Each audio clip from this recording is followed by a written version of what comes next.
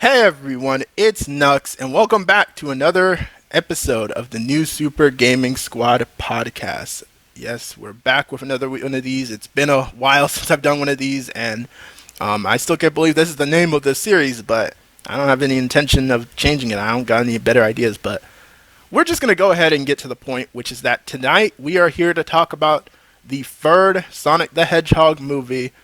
Briefly talk about the Knuckles show, I guess. And then, yeah, that's pretty much it for our main topics tonight. I plan to have a few more guests, but for our one voice chat guest, we have Andrew. He's been a regular on the channel. Y'all know him. Hey guys, I have not played Sonic Adventure 2.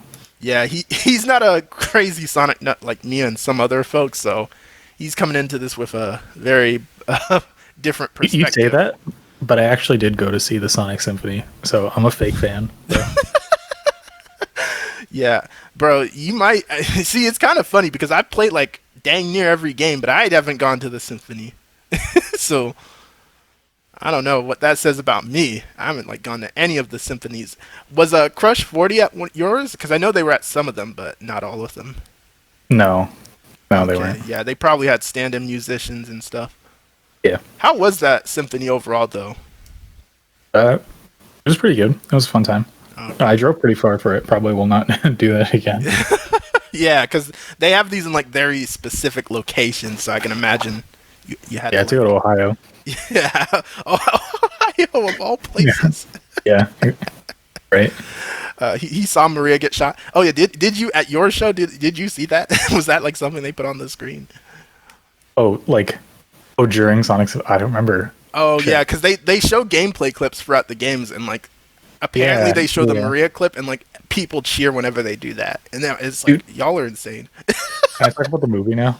Can I spoil the movie, or do you want to go through an order? Yeah, so before we get to the... I guess we could start with the movie, but before we get to the movie, I want to do a quick recap and talk about the Knuckles show, because that's the thing that I haven't covered yet. Besides Sonic Movie 3, and there's a lot to talk about with that, but I want to briefly just give my brief thoughts on the Knuckles show. And are you going to talk? Someone in chat asked, are we going to talk about the Crush 40 lawsuit? Maybe not. That's probably something I'll get into in a video, more so, because I want to focus on the funny it stuff. is. Yeah, don't get me started on the Crush 40 lawsuit, bro. It's sad. It's honestly sad when you think about it in grander scale. But yeah, Knuckles show. Okay, so that's the first thing we got to talk about. So yeah, lore dump me. Okay, so a while ago, around the time when the second movie was about to come out, the second movie had not even come out yet, and they confirmed the Sonic Movie 3 and that Knuckles was getting a TV show. Now, for the longest time, they gave no type of update on this. So I figured, okay, this Knuckles TV show is not real. It's probably some dumb rumor, and the only thing we're probably guaranteed is movie 3, since obviously movie 2 did pretty decently well in terms of sales. Not freaking Mario movie 1 billion, but it did pretty well. I think it was close to $500 million. And I think this one is on track to do around that same amount, the third movie. But anyway, so we got no type of updates on this show.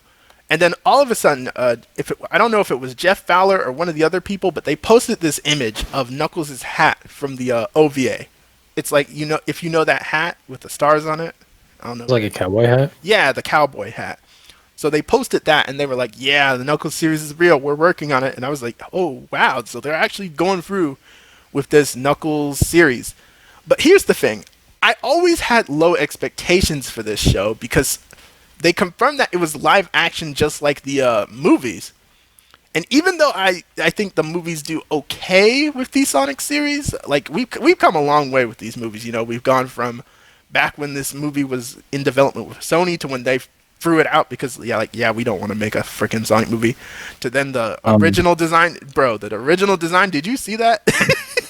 Yeah, no, those were bad days. But so I haven't seen the Knuckles show, but the fact that they were so tight-lipped and just like not talking about it for so long gives me the vibe that it was kind of like in development hell or something. Oh yes. Like it was just so MIA. And then, but what really had my expectations low was the fact that they confirmed it was live action like the movies, and it was like CG animated. Now they did get Idris Elba back, which I'm surprised they did for a show. Like I honestly thought they were gonna recast him with some B tier. He only had like 10 lines, didn't he? Yeah, he didn't have many lines, as I would soon later find out. But yeah, it was kind of crazy that they were putting some budget into this show, but not really. So I was always wary of this show. Like my big prediction was like, okay, it's going to be a show where Knuckles they focus a little on his backstory. Maybe he meets a few random human characters. Maybe he like beats up some human gangsters. I always figured that the show was going to be small scale. And yeah, Konon says calling it the Knuckles show is false advertisement. We're going to get to why in a sec. I feel like making these movie tie-in shows is always a gamble because the budget usually like goes to shit. Yep. That's a big reason why it was just always on wary ground from the start. I figured that this was going to be a very small scale series. And James said the 𝗕𝗵𝗶𝗀 trailer that came out during February, Black History Month. Bro, don't get me started on that. That's like the one thing that kind of made me think, maybe this series might be at least interesting. But then the reason why my faith in this series plummeted off a cliff is they did confirm early on that it was going to be a buddy cop show with the Wade character. And if you don't know who that is, Andrew, he's the guy Knuckles left in charge with the mastermind. He's like the comedic guy, the goofy cop guy. And the minute they confirmed that, my faith in the show went out off a cliff. Like I just knew, like, oh nah, this show is in trouble because Wade, he, in my opinion, is like one of the weakest characters from this movie universe. Like the humans in this movie universe, Sonic movie universe, are already like they're like the weakest part. Yeah, they're the weakest part, and they're already like hit or miss in terms of if they're even enjoyable. But with Wade especially, like I just don't find him funny. I know some people like him, but nah, I just didn't find him funny in the first movie or even the second movie. I don't know how you feel. Yeah, I can't stand most of the human characters except like Eggman and Stone, really. Yeah, and Stone is so funny because like he's definitely like a movie original character, but he works because he's very grounded. Like his thing is just that he's an Eggman simp, and he mostly sticks to that. He doesn't do anything extra, really. Yeah, he's good when like Tom isn't around. Yeah, I think there's no like other normal people. Yeah, but with Wade, I don't know. I just never had faith that Wade being Knuckles' partner in a show was going to go well. So we get that trailer James mentioned, the 𝗕𝗵𝗶𝗀 trailer, and I was like, okay, so it'll probably be some goofy Wade stuff, but it'll mostly be Knuckles fighting these weird villains. Kid Cudi is in the show as a villain, and I know Konon has thoughts on that. Ooh boy, Kid Cudi was in the show as a villain. Yeah, he was one of the agents that Knuckles goes against in that show. Because the villains are these two rogue GUN agents that are trying to capture Knuckles. Why the hell is Kid Cudi in this movie, bro? In the show. But yeah. The show. Yeah, because he did the end song for a Sonic movie too. So I'm guessing he weaseled his way into like having a bigger role in the franchise. And was that his like debut role? I have no idea if he's been in anything else, but like in the show, bro, he is corny and hamming it up. It was hilarious. Like Konon can attest to this because I forgot to mention this. Konon, I don't know if I introduced you or not, but yeah, Konon, my homie Konon, he's in the chat But we watched the Knuckles series together. He's the guy I binged it with.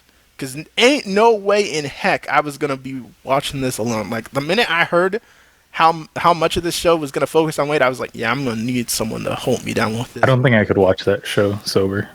Nah, I should have been drunk or something with how bad it was. Yeah. But yeah, so Take a shot every time Knuckles isn't in the scene. But yeah, so basically, long story short, yeah, it was basically the 𝗿𝗏𝗶𝗀 show. It didn't focus on Knuckles much at all. Here's the thing. The first episode, I'll say, the first episode is not that bad. The first episode is basically focuses in on Knuckles, and it's him having trouble adjusting to, like, being with the Sonic crew now. Because, like, he's this warrior type, and he is used to fighting people. So I thought that was okay. But then the ghost of, like, his tribe leader, 𝗵𝗀𝗃𝗃, he's from the Sonic games. His name is 𝗵𝗀𝗃𝗃. He's 𝗃𝗂𝗲𝗃𝗃 the Echidna's father. Is he like a Sonic Adventure character? Yep, he's from the first Sonic Adventure game, and he has like a big role in the franchise because he's like the leader of the Echidna tribe. He's the reason that the Echidnas decided, all right, we're gonna raid and try to steal the Master Emerald and Chaos Emeralds, and in doing that, they ticked off Chaos and led to the Echidnas getting wiped out, which is why Knuckles is the only one. Is Knuckles from like the same like generation as 𝗃𝗏? No, because like it's like a few decades or so after. Like Knuckles is like in his 20. I can't believe I gotta say that. He's like almost in his 20s. Like he has an age. I think he's like 18 or something. Oh my god. Yeah. I thought they were all like. Don't get me started on the Sonic characters' ages, bro. That's been a mess since since they have revealed that. Yeah. Yeah. But yeah, he's pretty disconnected from his tribe in the games because they're all gone.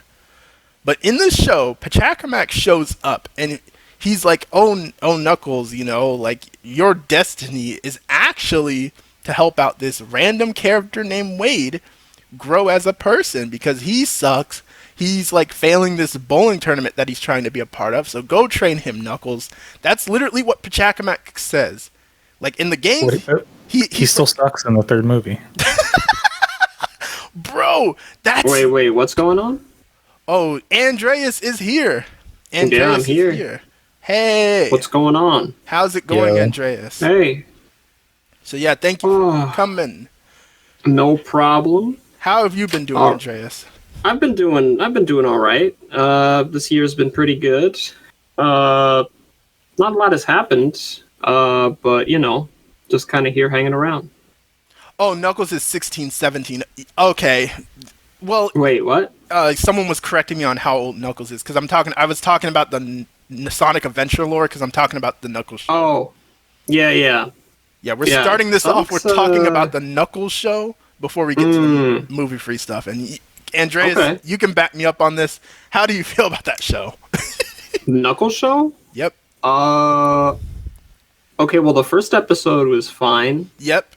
But it just kind of goes downhill from there. Yep. I mean, it kind of gets better at the final episode, which is kind of... Yeah, I will say, some of the fights funny. are okay. Like, there's some decent choreography whenever Knuckles does fight. And the final battle especially is funny. Like, bro, Andrew. So listen to this. I should tell you this right now. So the final battle is this guy called the Buyer. He's this character that like is barely in the show, but they quickly explain his backstory at the last minute and explain that he's another rogue GUN agent who GUN basically tried to off when they decided he was a loose end since everything with Robotnik went to crap. So they were like, yeah, we're going to try to off this guy. But he survived, took Robotnik's tech, and decided to become like his own little like villain. Yeah. So he comes out of nowhere in the final episode, jumps Knuckles and Wade, and then Knuckles decides to respond with, okay, I'm going to unlock the power of the flames of disaster. And don't get me started on that. But what the hell is that? What are the flames? Ooh, boy. Well, that's like, I guess that's just like a wink for the fans, right? Yeah, I'm going to break that down when I back up. But basically, Knuckles murks this guy. Like, there's no like, beating around the bush. No, he's dead. Yeah, and Wade shoots like a giant globe thing down. Knuckles grabs it and literally smashes this guy with it. He is gone. Yeah. Like, the fact that they let Knuckles absolutely demolish this guy was hilarious. That's like the one thing that made the finale worth it. Well, Yeah. I do feel like people in these movies can like take more damage.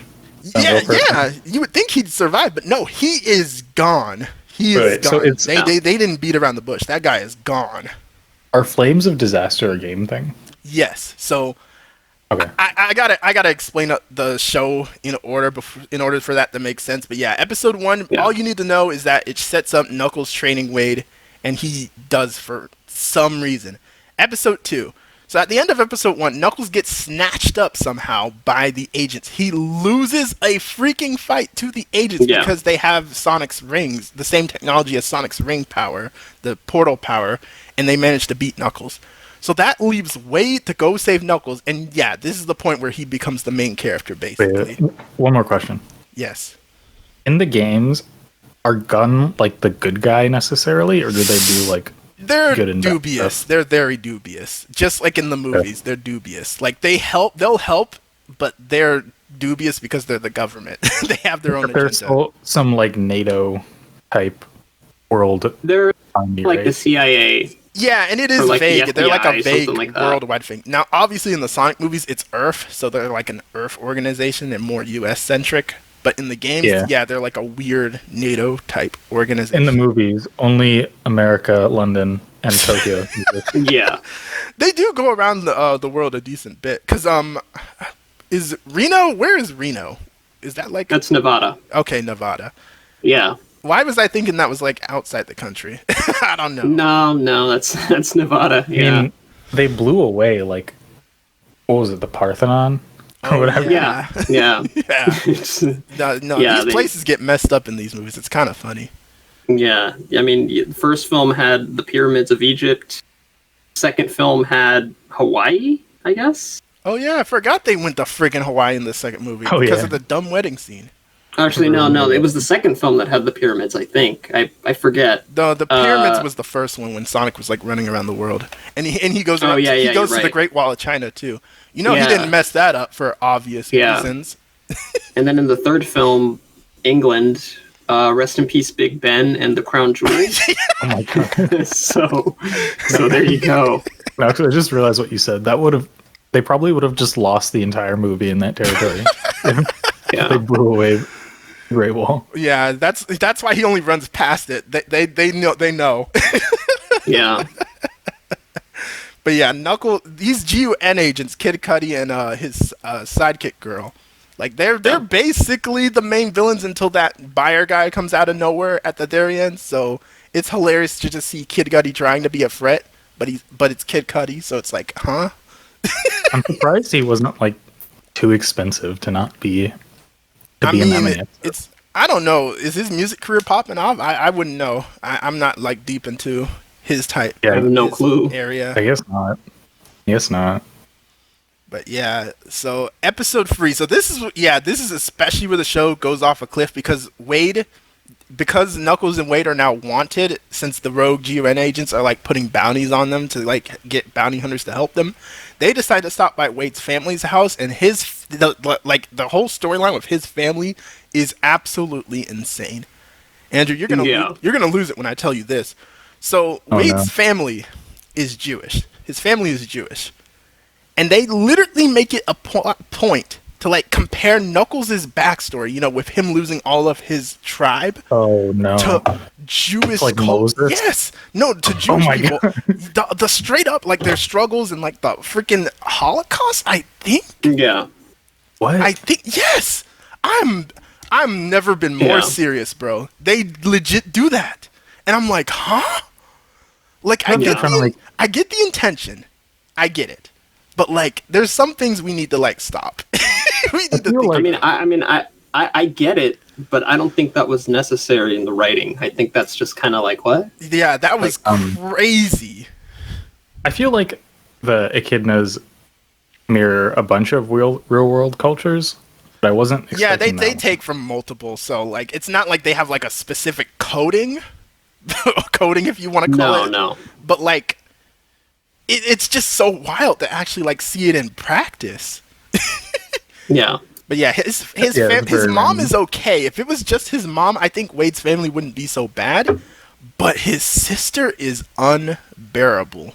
His sister's probably the worst character. Yeah, his sister might legit be the worst Sonic character like now in history. Like Chris Thorndike, Elise, she's horrible. And it's because of the fact that it's not that she's annoying. She's also just extremely unlikable. Like she's apparently like this bully type character, but they never like make her like get like comeuppance for like treating Wraith so horribly. She just bullies him, and he kind of just she stabs Wade in the hand with a fork. Yeah, it's horrible. So it's just like all right, she's horrible.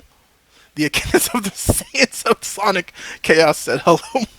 And again, her sister's an FBI agent. She's not part of Gun. Yeah, I also have this in my notes. Like, she's apparently a FBI agent, but the way she acts is just horrible. Yeah. So, like, I just never want to see her again, bro. I'm glad that she didn't, like, pop up in Movie Free or something. Like, I had a fear that might happen, but nah. Yeah. I wouldn't. I mean, like her performance was just so. I mean, I guess she's like a good actress in that way. Yeah, no hate to the actress, but I feel like she's been in something good, probably. Yeah, but it's just that like her performance in that show was very insufferable, and I remember when the show was still like running.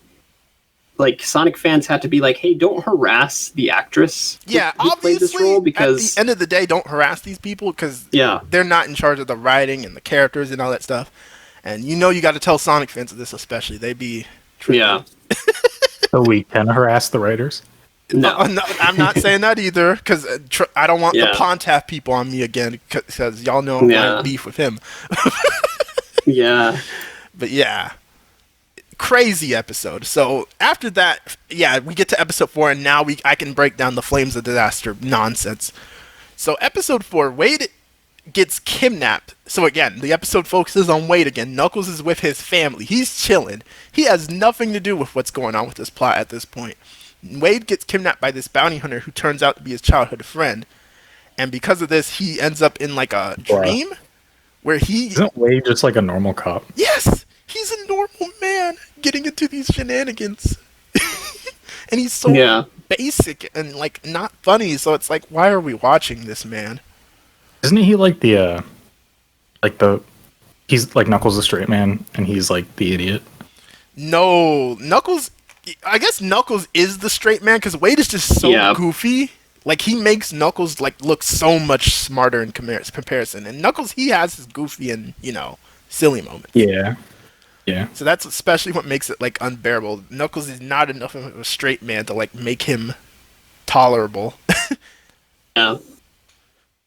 And then like we're going through like Wade's like other story too, because this also has like I'm gonna get to the bowling. Like, that gets more into like episode 5 and 6 because like the bowling plot line it like disappears for those two for episode 3 and 4, and then it just comes back. So that's especially what makes this show feel like disjointed. Knuckles goes bowling? Oh, don't get... Yeah, this show basically bemes a bowling show. He doesn't have fingers. He's not the one bowling. He's not the one ball. bowling. Okay. Oh, no. That would be funny, but yeah, he's not the one bowling. It's mainly Wade. No. Wade's trying to win this dumb tournament. But we'll get to that. To honor his dad or something. I forget. Yeah, but... On to the Flames of Disaster. This must be like a parallel to like, I don't know, anyone else's dad or father figure. I hope not. Because like Wade's dad is like a celebrity. Like he's a champion bowler, right? And he's trying to impress him, if I remember that correctly. Yeah, that gets into episode 5 and 6. Basically, Wade. Yeah.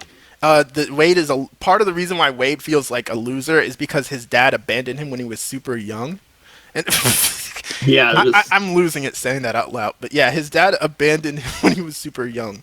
I feel like he decided that he wanted to become a champion bowler, and Wade wants to beat him in order to prove that he can be better than his dad. That's the I know that these are like kids movies, but I feel like they try to like explore interpersonal themes with the humans, and it all feels very like shoehorned. Right. That's especially what makes this show boring. Like they're exploring like these adult themes, but they're doing it in such an immature way.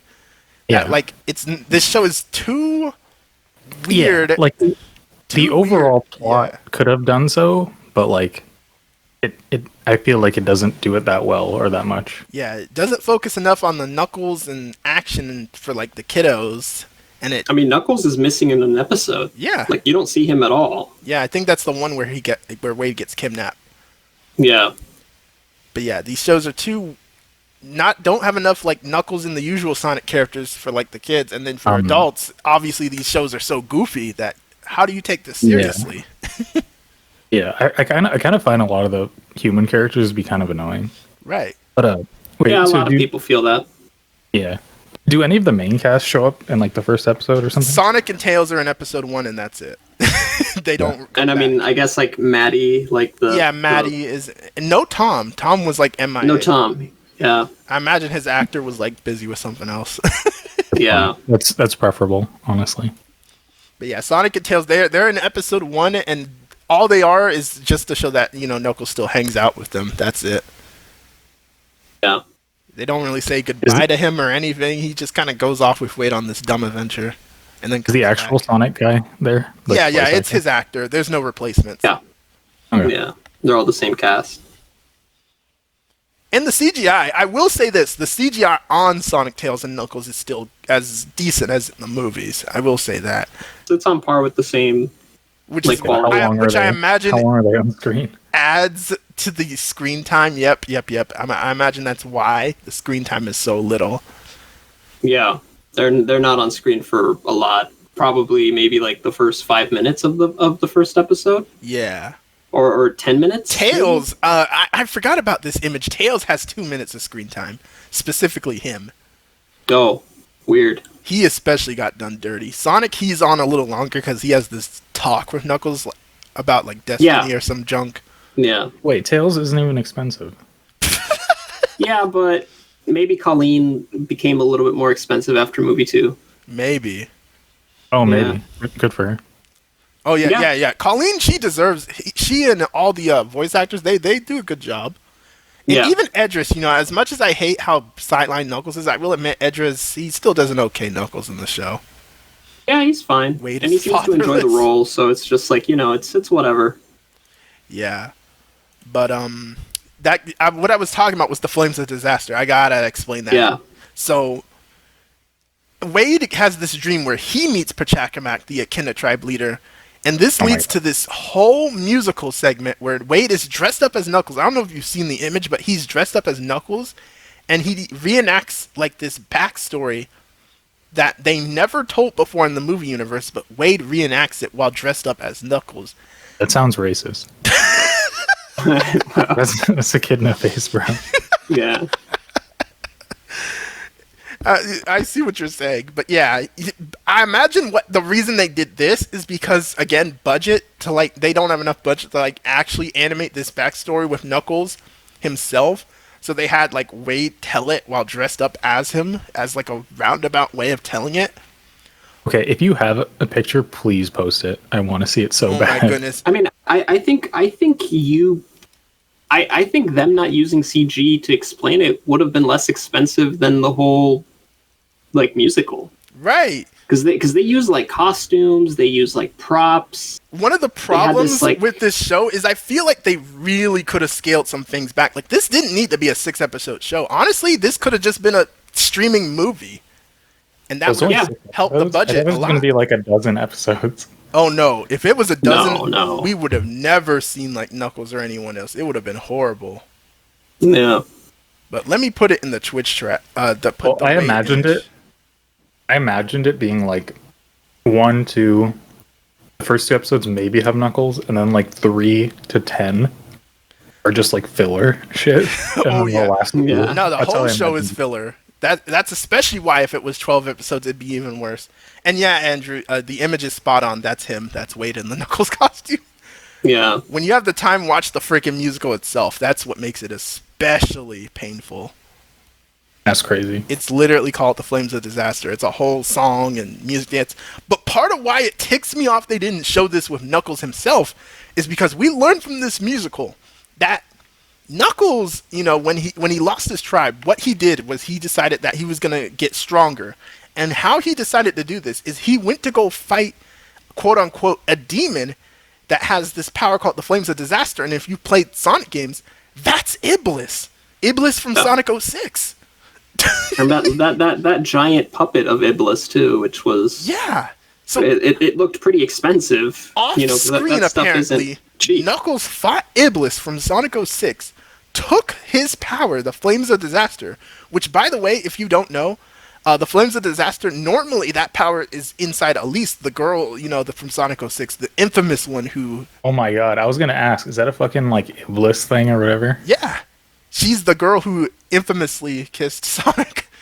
Yeah. And the part of the reason why she had that romance is, like, when she cries, she unleashes 𝗵𝗲𝗄's power and destroys the world. And that obviously leads to Silver, and yeah. So, like, that's, like, a huge Sonic plot element in the Sonic franchise. And it's casually mentioned in this musical, and Knuckles has it now, apparently. So it's like, wait, what does it have to do with Knuckles? Right. Nothing. It has nothing to do with him. So, you tell me they introduced a new transformation in the filler show? Yes. I thought you weren't supposed to do that. Yeah. I thought filler rules. By the way, Andrew, that's why his fists can glow. That's why his fists can be on fire. That's the Flames of Disaster. Oh. He uses it in movie 3. Yep. Nope. That's his power.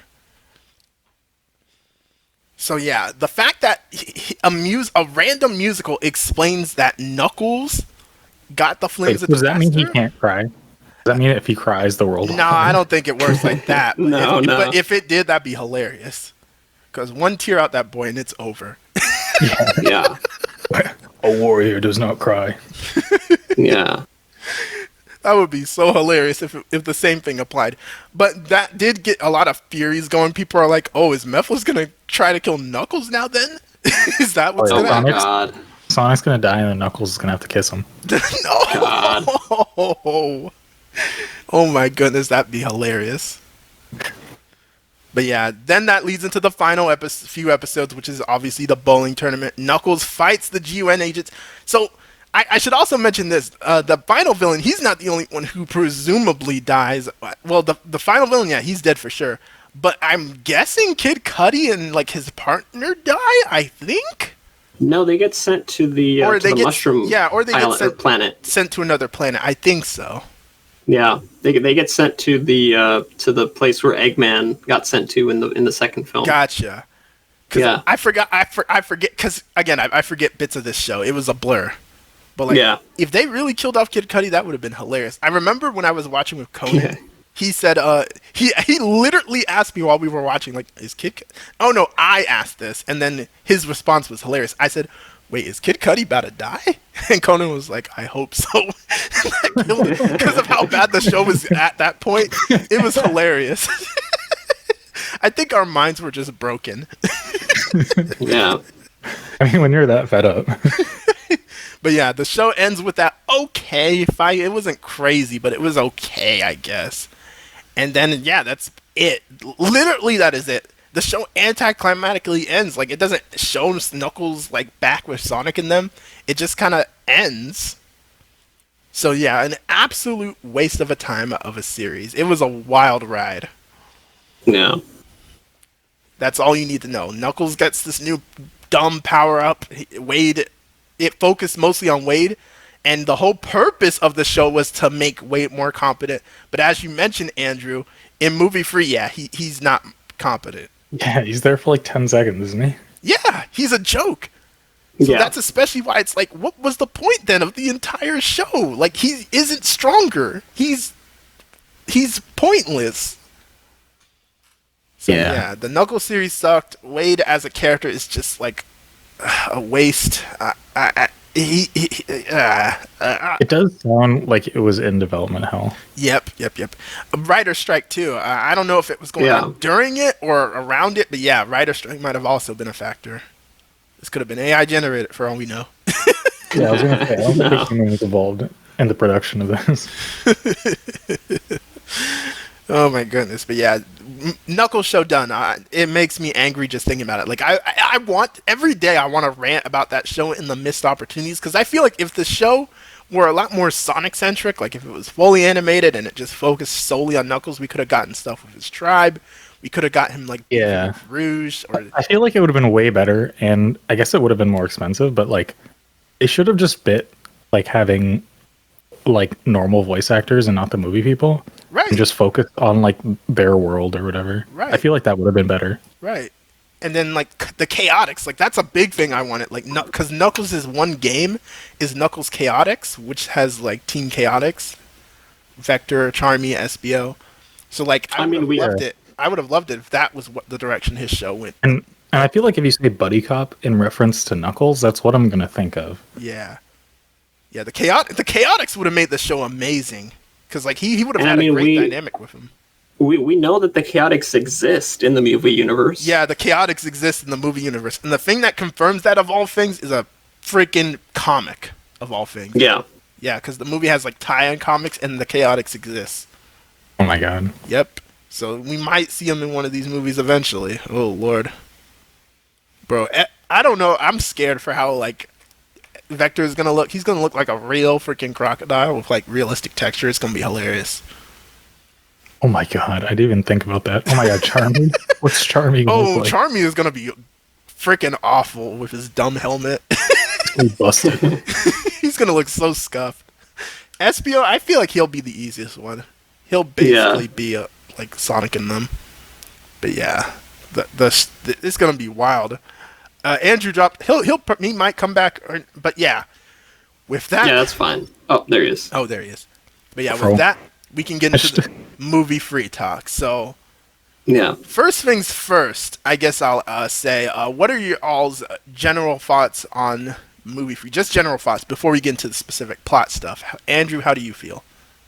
I thought it was okay. I liked the first third of the movie when it was like mostly human scenes. I couldn't stand that stuff. Like, I hate Sonic's family, bro. I hate that dog. The dog, bro. The dog. Okay, so I want to mention this now. They gave Ozzy subtitles. He can talk now. Apparently, he has subtitles now. Like you stole what is my this Reddit ass dog? I'm like, huh? He couldn't talk in the previous movies. This is something they decided to do now. Yeah, like none of that shit is funny.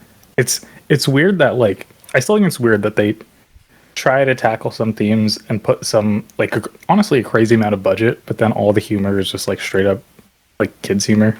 Yep. Writing. Yep. Which I guess I can't be surprised, but it's still interesting that they put the money into. Right. I do think most of Jim Carrey scenes were funny.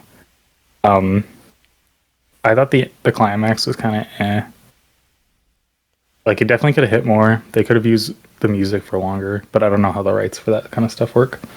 Yeah. But I think it was like okay.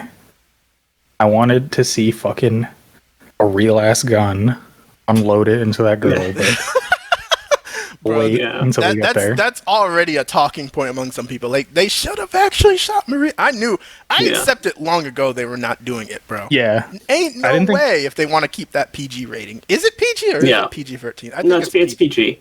Yeah. Ain't no way it was ever happening.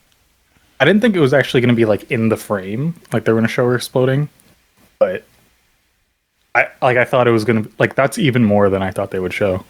Yeah, no, I will say with that scene in particular, I respect that they kept the general integrity of it. Like someone shot something, the girl freaking died, so they got the general point. We never saw the fucking tied up, like interrogated old Dr. Robotnik. Oh, don't get me started. Don't get me started on Gerald. We'll get to Gerald, but yeah, they got the general beats of SA2, but there's a lot of stuff they screwed up that I'll be ranting about. Yeah, it feels like they get the beats for the sake of them and not in service of the plot or anything. Like they're not even, a lot of them aren't even that cool. Right. When they show up. So, I don't know. Okay movie overall. Like a kids movie, like 5 out of 10, 6 out of 10. Fair. How do you feel, Andreas? I mean, I personally liked it. You know, it was better than, it's way better than movie 1, obviously. It's just a bit better than movie 2, only because it jumps straight into what Sonic fans want to see, and that's less humans, more Sonic and Co. Right. Because The Andrew film's said he pacing- can't stand Sonic's family, but this is probably the movie with the least amount of them. This is the film that you want to watch if you want to avoid like wedding scenes or James Marsden in a car with Sonic. Like that's like this third film is probably going to be for you if you don't want to see that type of stuff. I did like all of the Eggman scenes.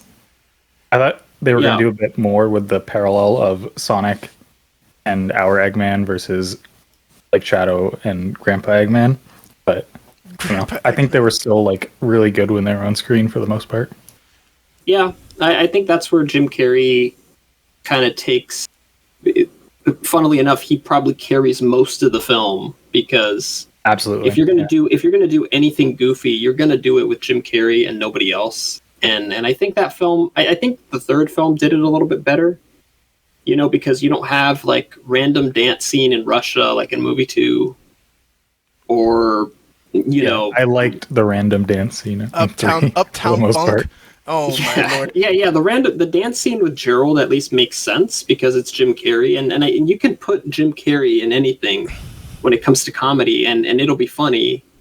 And even if you don't think it's funny, you know, the general audience will think it's funny, and I think that's a strong point.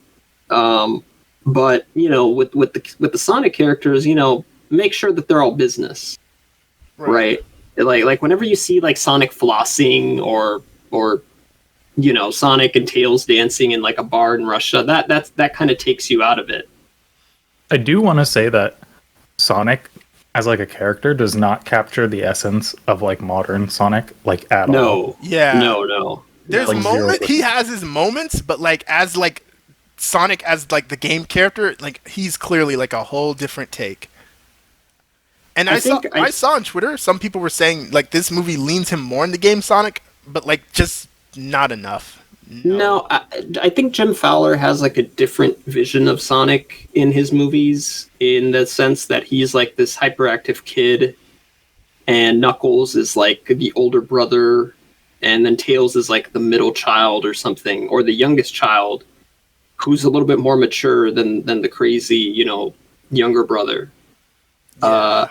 So I don't know. I mean, I guess that dynamic works in these films, but it doesn't feel like modern Sonic, like game Sonic. And I feel like there are a lot of things that you can have a different take on, but that's like not one of those things, because I feel like they capture Tails decently. Yeah, Tails is fine. Knuckles is kind of eh.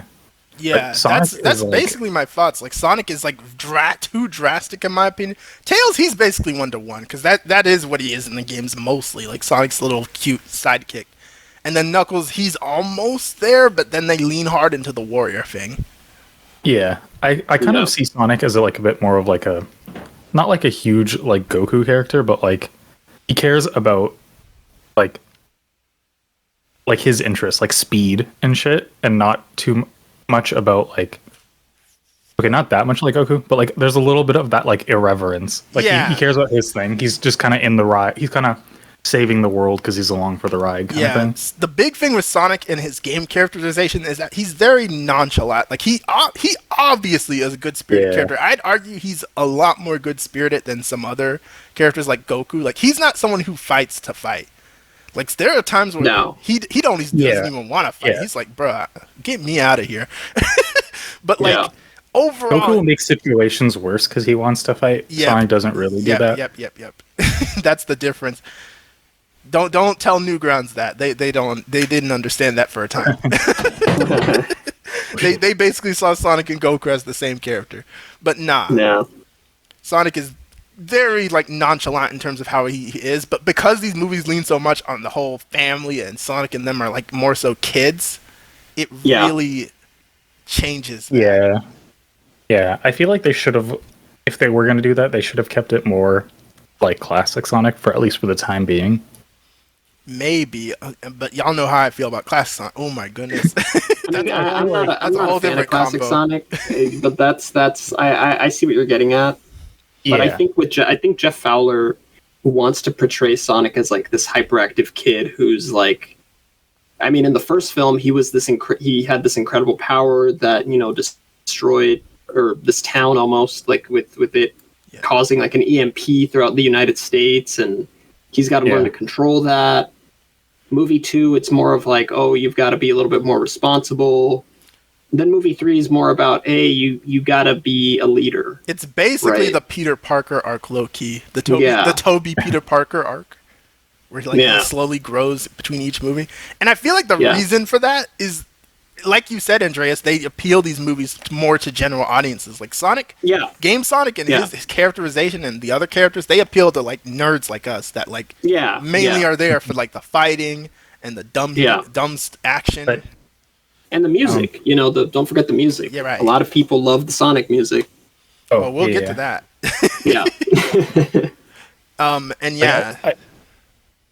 I guess I'm like at its core, I wish it was more than just like a lot of like just strings of references, I guess.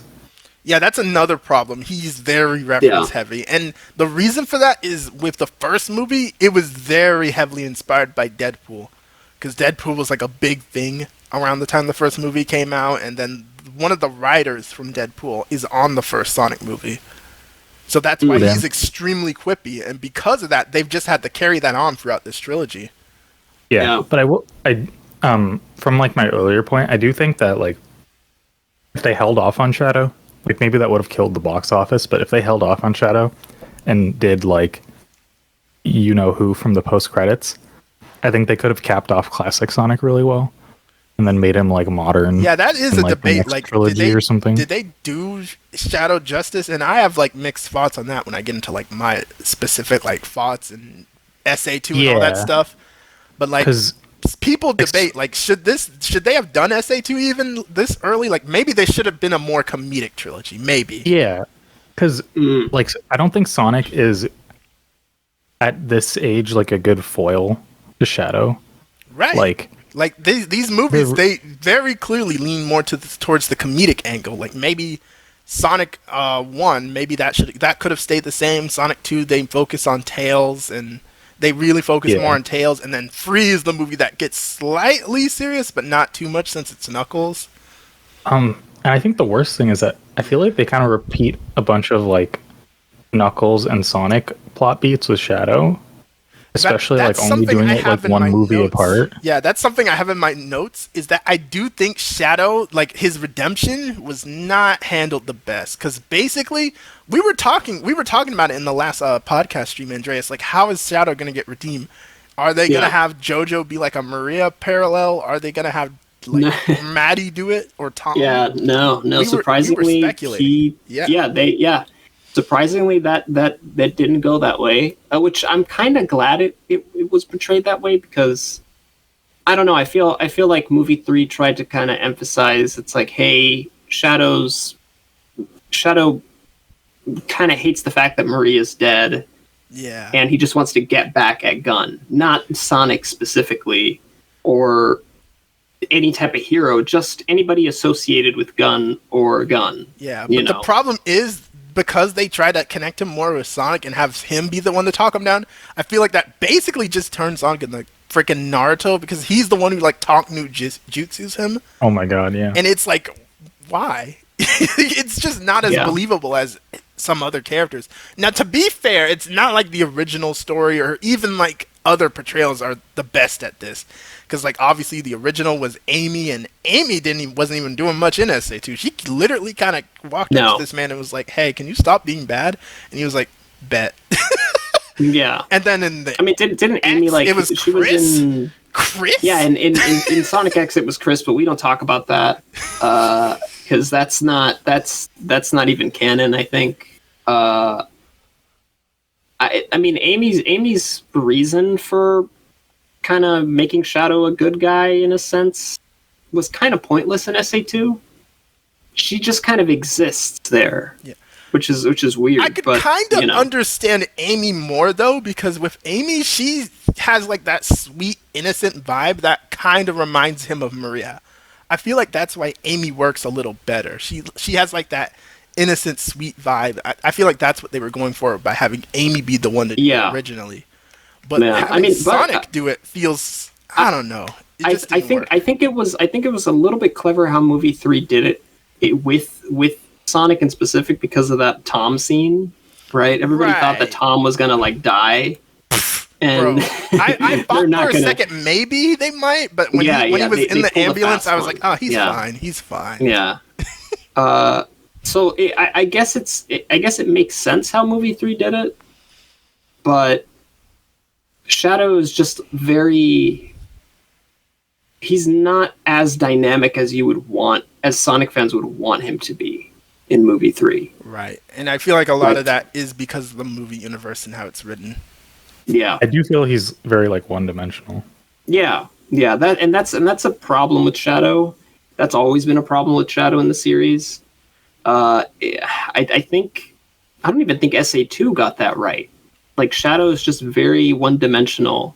Well, it got it right in moments, but yeah, SA2, I'm obviously like the biggest defender of that game, but even I understand that story isn't perfect. It has holes and things it could have done better.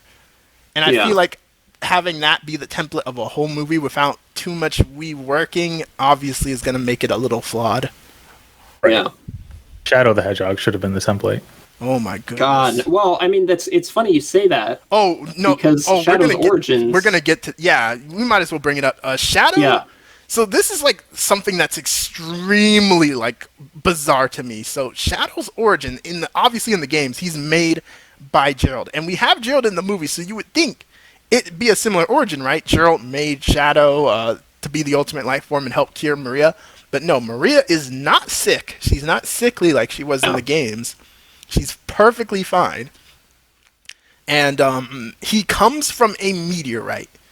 They found him in a meteorite, which some people said the meteorite was shaped like the black comet, was shaped like the Shadow the Hedgehog logo. So that might be like a hint that he's... Because like in the games... He's made by Gerald, but he's made using Black Arm's DNA, which is Black Doom. Yeah. That gets into aliens and, oh, Lord. I have thoughts on that. It's a bit more like Final Fantasy VII or something, rather than just Shadow dropping from the heavens. And then this skips the Sonic Adventure, or Sonic the Hedgehog 3 tie-in, right?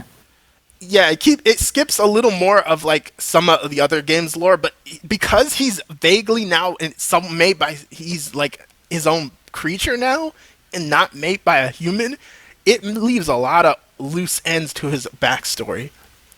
And I feel like the reason they did that is I feel like they may actually do something with that in like a Shadow solo series movie. I don't know.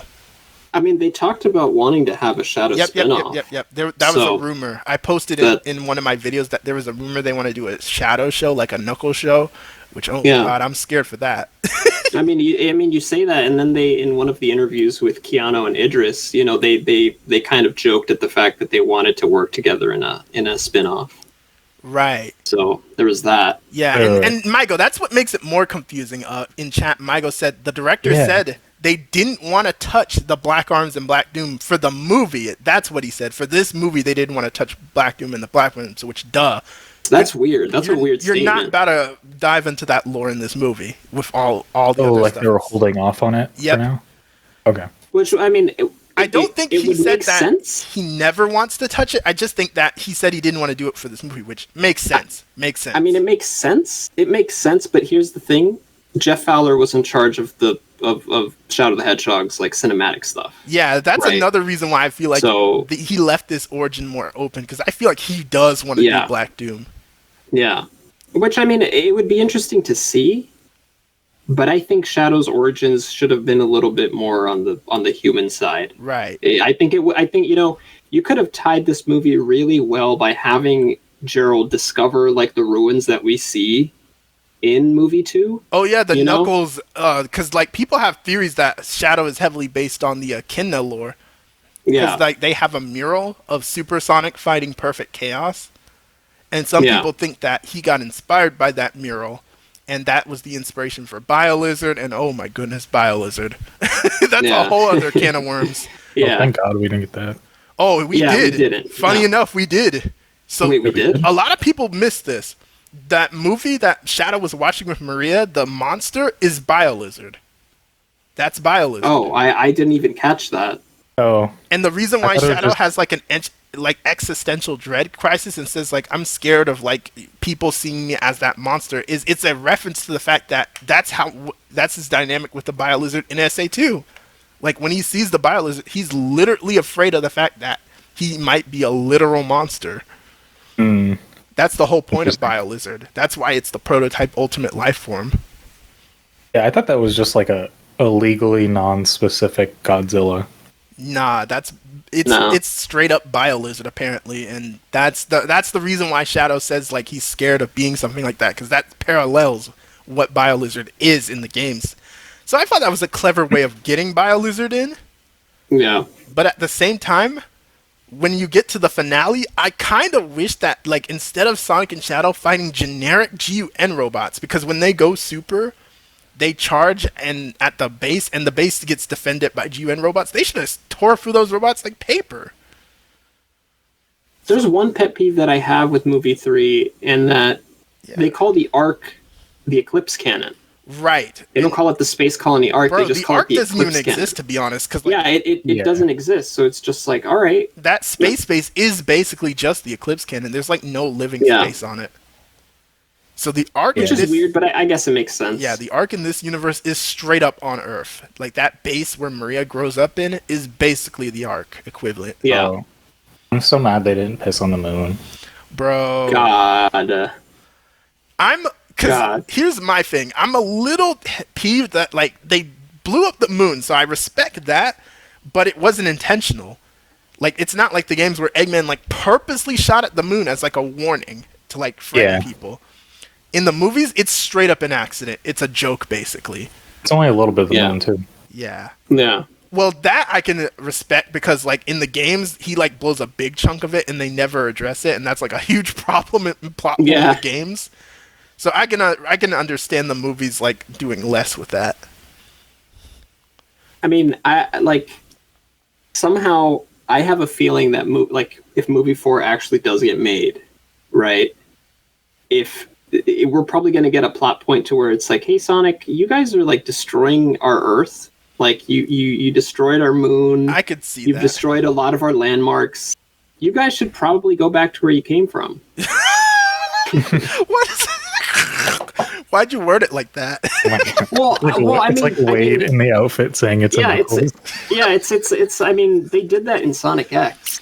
Right. No, you're not wrong. You're not wrong, because that's what they did in Sonic X. Like, there was like that weird racism allegory. Like, we don't like your kind around here. In Sonic X, they did that. In Sonic's defense, I feel like movie 3 kind of would have happened without him. True. Yeah, that is true. Yeah. Yeah. I mean, how movie 3 just kind of happened is a little bit random. Like. And they're still less destructive than the freaking Avengers. They're not blowing up whole cities with their wars. True. Yeah. Yeah, they're just blowing up like historical landmarks. Yeah, that's always okay. Yeah. James said that's got to be racist. No way. Yeah. that meme. Yeah. But I mean, overall, I think Shadow's portrayal in movie 3 is fine. I'm really glad that they didn't do like any goofy jokes with him, right? Like make him dance or some dumb stuff like that. Good. And with Maria, I like that they showed Shadow bonding with Maria. I actually love that. Like normally, obviously, I hate quote unquote human shenanigans, but it's the OC humans, the ones to the movie universe. I hate when we focus on those. When we focus on like Jim Carrey, Eggman, and obviously Gerald and them, I like that. I like seeing Shadow bond with Maria because that gives us a reason to actually be sad that this little girl, is gone. So yeah. So I and like I said, it's they handled a lot of that stuff well, and I think that's why like the movie 3 just gets a little bit better of a rating for me than movie 2.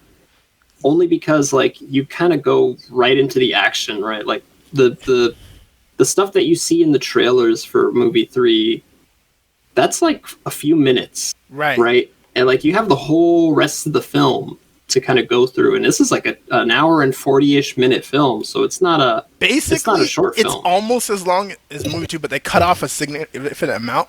But here's the problem: some people think they could have used that type of time again, because like it's good that they shaved off less shenanigans, but this movie did need a little more time to explain certain plot beats. Yeah, it definitely did. I feel like a lot of this stuff was missing, right? A lot of explanations, a lot of like.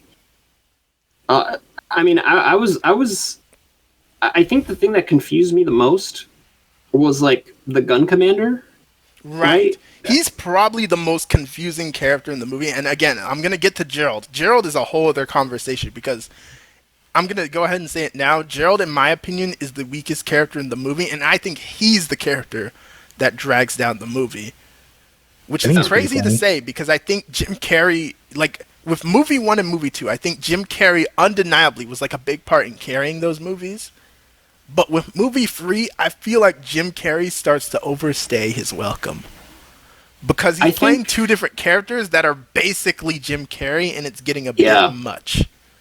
I think this movie could have gotten a lot better if you actually showed like Maria and Gerald like interact with each other and have like these heartfelt moments so that you can kind of get why Gerald went crazy and wants to pretty much destroy the world. Yeah, I feel like Gerald honestly should have been a little more of a straight man. Like, I really think Gerald should have been more serious, especially because he's basically the villain of the movie. He's the villain. Yeah. Is Gerald, by the time of Sonic Adventure 2, is like dead, right? He's super dead. In the games, they straight up executed him because they knew he was working on the Eclipse Cannon, but he managed to still finish it and hide it away from them. They never could find it, and they execute him because they know he was like building something crazy for that. Yeah, that's like completely different. Yeah, that's completely different. And here's the thing: didn't Gunn want the Eclipse Cannon in the movie? They wanted it for like military reasons. And here's the thing: I don't hate the changes the movie made with Gerald. I don't hate the fact that they asked him to make the Eclipse Cannon. I don't hate the fact that he's alive, because I kind of like the fact that he's alive and he's the one that's literally guiding Shadow's Revenge, because in the games that's kind of what he is doing also. Because like he's the one who he's the one that like messed with Shadow's memories through like literal like editing and like videos and stuff like that. And I feel like having him alive in person to do that makes it more personal. I actually like that change. The problem is that because Gerald is also played by Jim Carrey and he's also silly and has like dumb scenes with Jim Carrey, Eggman, it's hard to take him seriously. Yeah. Like in the games, you take Gerald seriously because like the first time you see him, literally you see his execution video. Yeah. They don't show that it, obviously, but yeah. Yeah. That and like I just kind of wish we kind of saw the relationship that Gerald and Maria had. You know, I think that would have been a little bit more important. Gerald and Maria. That I noticed that. No, I mean you only see them when Maria's dead. Like that's the only time they interact with each other. We don't even see Gerald in the flashback like segments where it's just like Shadow and Maria. Like we don't even see that. And James has a point. Like, no way did I expect Gerald's death. Like, if we weren't getting Maria's death, we're definitely not getting Gerald's death. His is like no. His is way brutal. His is like that dude was like firing squad. It's so in the movie too. Yeah, but his death in the movie is I hate it. I kind of like the idea that like he's destroyed by Shadow's chaos energy is the worst thing, but they do it in the most goofy way possible, and that just again adds to why you can't take him seriously. Yeah, he just blinks out of existence, bro. So he's the thing that I feel like drags down this movie because he's technically the center of the movie. He made quote unquote made Shadow in this movie. He's the main villain basically. He's the one like driving Eggman to like be evil, and it inspires him to turn good in the end, but like he's goofy. Yeah. The more that you tell me, like it seems like they brought him to the present in the movie and like didn't do anything like interesting lore wise with him. Right. Really. Right. They had the opportunity to. That's what makes it frustrating. Yeah. I mean, they Instead, did, yeah. It was just like a dad that came back with the cigarettes. God. He really was. Although, it's understandable because, like he said in the movie himself, he was straight up locked up. Yeah. So it's understandable, but like they definitely could have done more. But we got to back up because there's some certain other elements about the movie I want to talk about. What else do I have on here? So we talked about Sonic, Tails, Knuckles, Shadow coming from a meteorite. Yeah, that's weird. They might set up something. Again, the humans, I have that on the list. Again, the humans are more tolerable in this movie. Yeah. They actually have a purpose. Yeah. You know, they actually do things with the Sonic and Co. Yeah, but they're definitely still the weakest part. Again, the Wade cameo, Yeah. I hated it. Tom and Maddie, their shenanigans, at least it was relevant to the plot. Like, they were helping him try to get into the base. So Yeah. that's fine. Dude, I can't stand that family. Dude, that whole birthday party was so corny. God. That's fair. That's fair.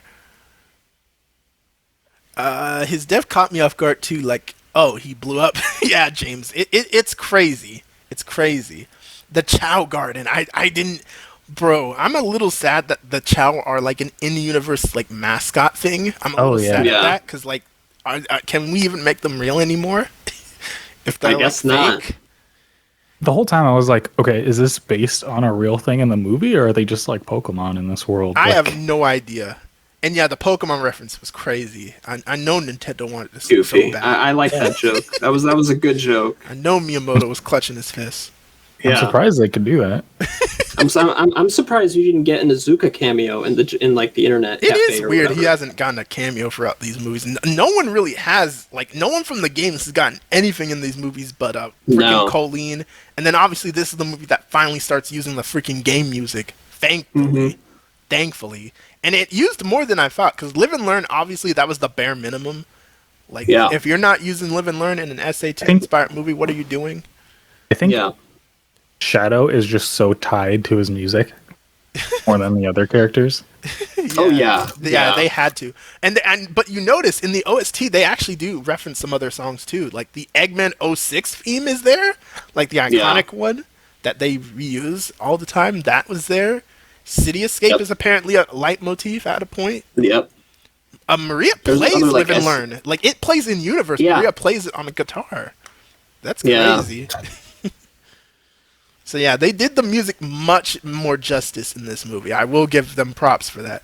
It's not Mario movie levels of crazy. The Mario movie is still like the peak to me. That literally every song besides the mainstream songs, which this movie also has. Something that I appreciate for movie 3, not a lot of copyrighted music. Yeah, like not a licensed lot. music. Oh, yeah. I thought the But- Chow Garden was a little odd, their music choice. Oh yeah, but yeah, the Michael Jackson. No, I actually like- love that. We finally got Michael Jackson in a Sonic movie. Yeah, but it's like Japanese Yeah, it's like- ABC. Yeah, it's Japanese. But like Yeah. I've been saying for years, if they were gonna put mainstream music, put Michael Jackson because he literally worked on the Yeah. OST for Sonic 3. Yeah. I will That is appreciate cool. the licensed music that they used for the film does like fit like the setting of the Sonic series. Yeah, the right? Like, the you've got- licensed music choices in this movie fit a lot better. Like they played Yeah. mostly rock songs. Bro, 99 Red Balloons caught me so off guard because there was Yeah. a old like Sonic like fan animation with that song. I remember. So seeing it in Yeah. the movie kind of was like whiplash. Like, oh wow, that Yeah, they fits. actually cared this time. Yeah, in the third movie. Yeah, that's what sucks. Like again, it's the third movie. But hey, better late than never. It's Yeah. weird. It's like everyone's on board except the writers. I don't know. Kendrick Lamar. Oh my goodness, I couldn't even imagine Ugh. that, James. I don't even want to know what he would cook up for this. I think the weirdest choice for music or licensed music was that like country like song. Oh yeah, the credit song sucks. Yeah, like the country rock or whatever that's supposed to be. I forget what the guy's name is. Jelly Roll is his freaking Jelly name. Roll. Yeah. That's so random. It's incredibly random too when this movie's over and you just see like him dancing with all these characters and like this CG type thing. Yeah. Yeah, That's I feel another like side tangent. I hate the fact Yeah. that they go with the Saturn models when this is a freaking movie based on a Dreamcast game. What are you doing? Yeah. I did think that was weird. I feel like that the credits are like the place you put like the reference music that didn't fit anywhere else. Right. Yeah. That country song was garbage. How does it compare to the previous songs? Friggin' Speed Me Up and Stars in the Sky? I don't know. I just think it's the worst one. I think Stars in the Sky was better. It's probably the first, like, it's probably number one. Yeah, I'd say that one's the number best. two, Speed gotta Me Up. be the country song, I hate to say. Wait, you hate and you probably, think it's worse than Speed Me Up? Or no, you think it's Speed Me Up, I don't like Speed Me Up. That's There's fair. just something Speed Me about Up it. is kind of bad. That one is bad. And then you have that, like, French, like, version. Oh, the French song? Don't get me started on that. Yeah, that's, like, trash. Yeah. These movies were struggling with music. Yeah, music is always, like, a weird thing that they do here, but... And I'd say things get better, but then, yeah, that obviously ties back to the lawsuit and oof. Yeah, which is weird. It's so weird. I don't know if we'll ever get _40 back at this point.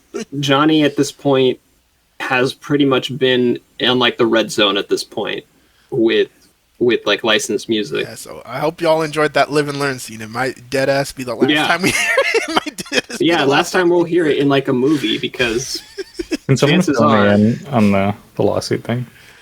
Oh, okay. So Johnny, when they approached him about the you using live and learn in the movie, he realized that he had full ownership of like his songs that he's been working on in these games for years, and he realized, oh wait, I could get more money for this, so he's suing Sega in order to get like compensation.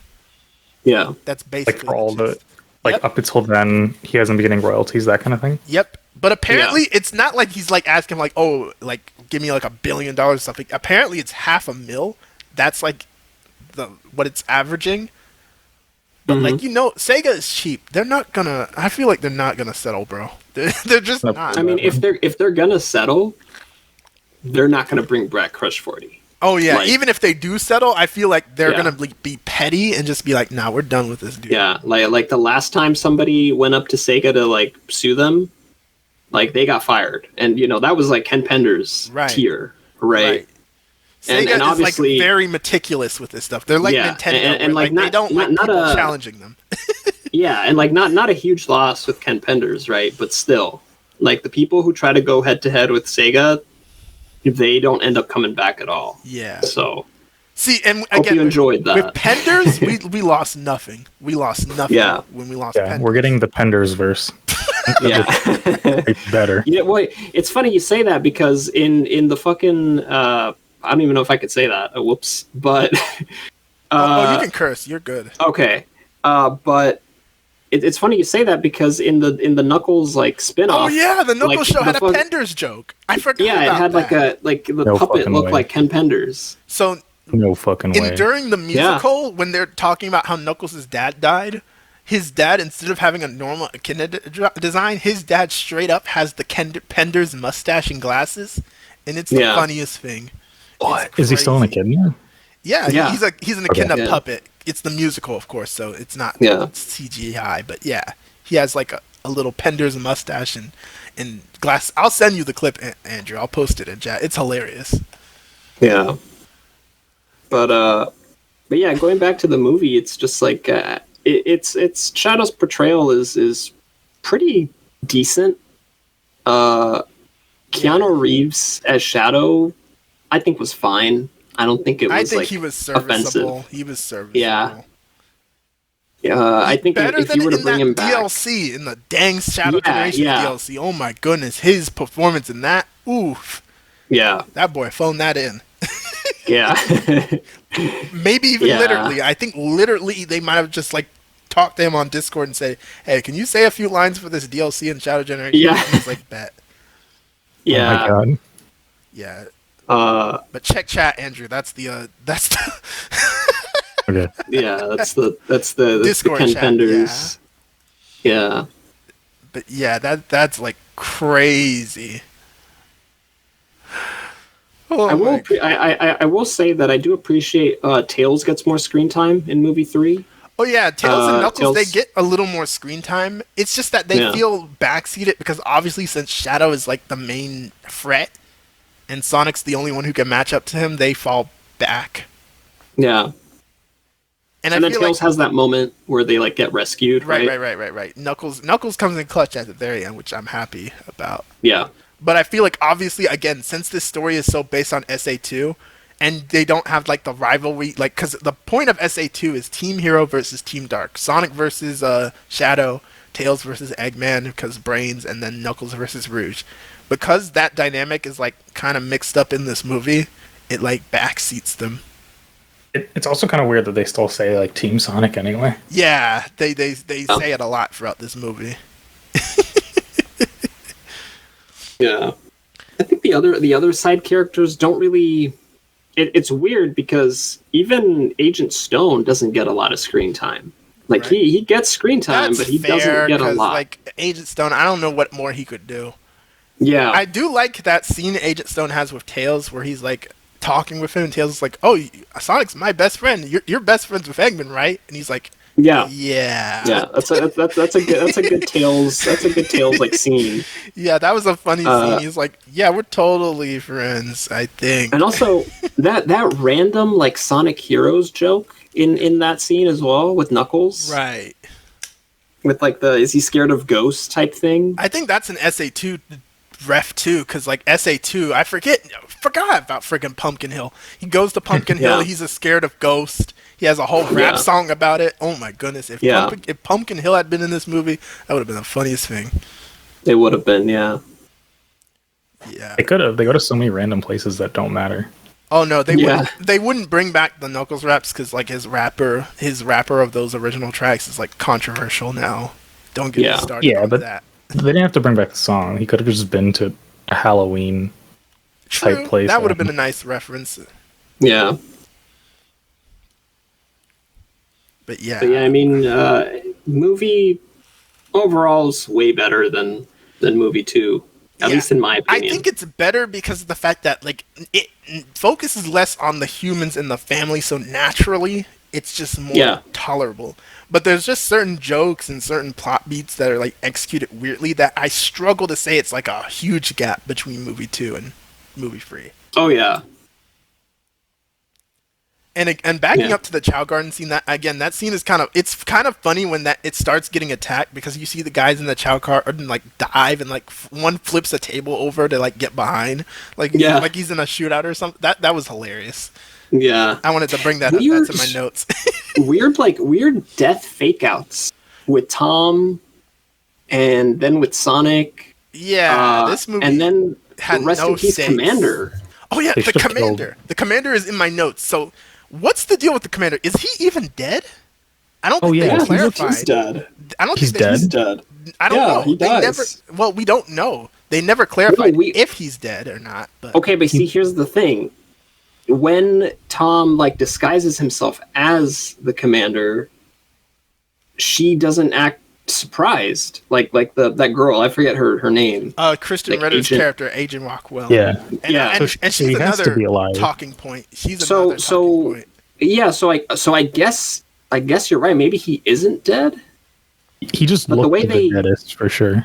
Yeah, like I remember Agent Rockwell was like checking his pulse, right, in that scene, in the Chow Cafe. Right. So she's a weird character because she's this character that they kind of hype up to be the new GUN commander, but she's doing a bunch of weird, shady stuff throughout the movie. Like she tries to get the Eclipse Cannon keys first. Yeah. She's hesitant to give it back to him when he asks for it, as if she has some sort of ulterior motive, but they never elaborate on her again. I thought she was just kind of confused that he was up and walking about and stuff. That's the read I got. Yeah. Yeah. But I have to say that after the Chow Garden scene where the three of them run away, I was like, we can't trust anyone. I feel like that was really shoehorned in just to have like the rest of the plot happen. Right. I feel like that didn't. To be fair, it kind of naturally would go in that direction because a big focus of SA2 is Sonic literally on the run from the government and not trusting authority because GUN is like not trustworthy at all at that point. You know what bugs me a little bit though?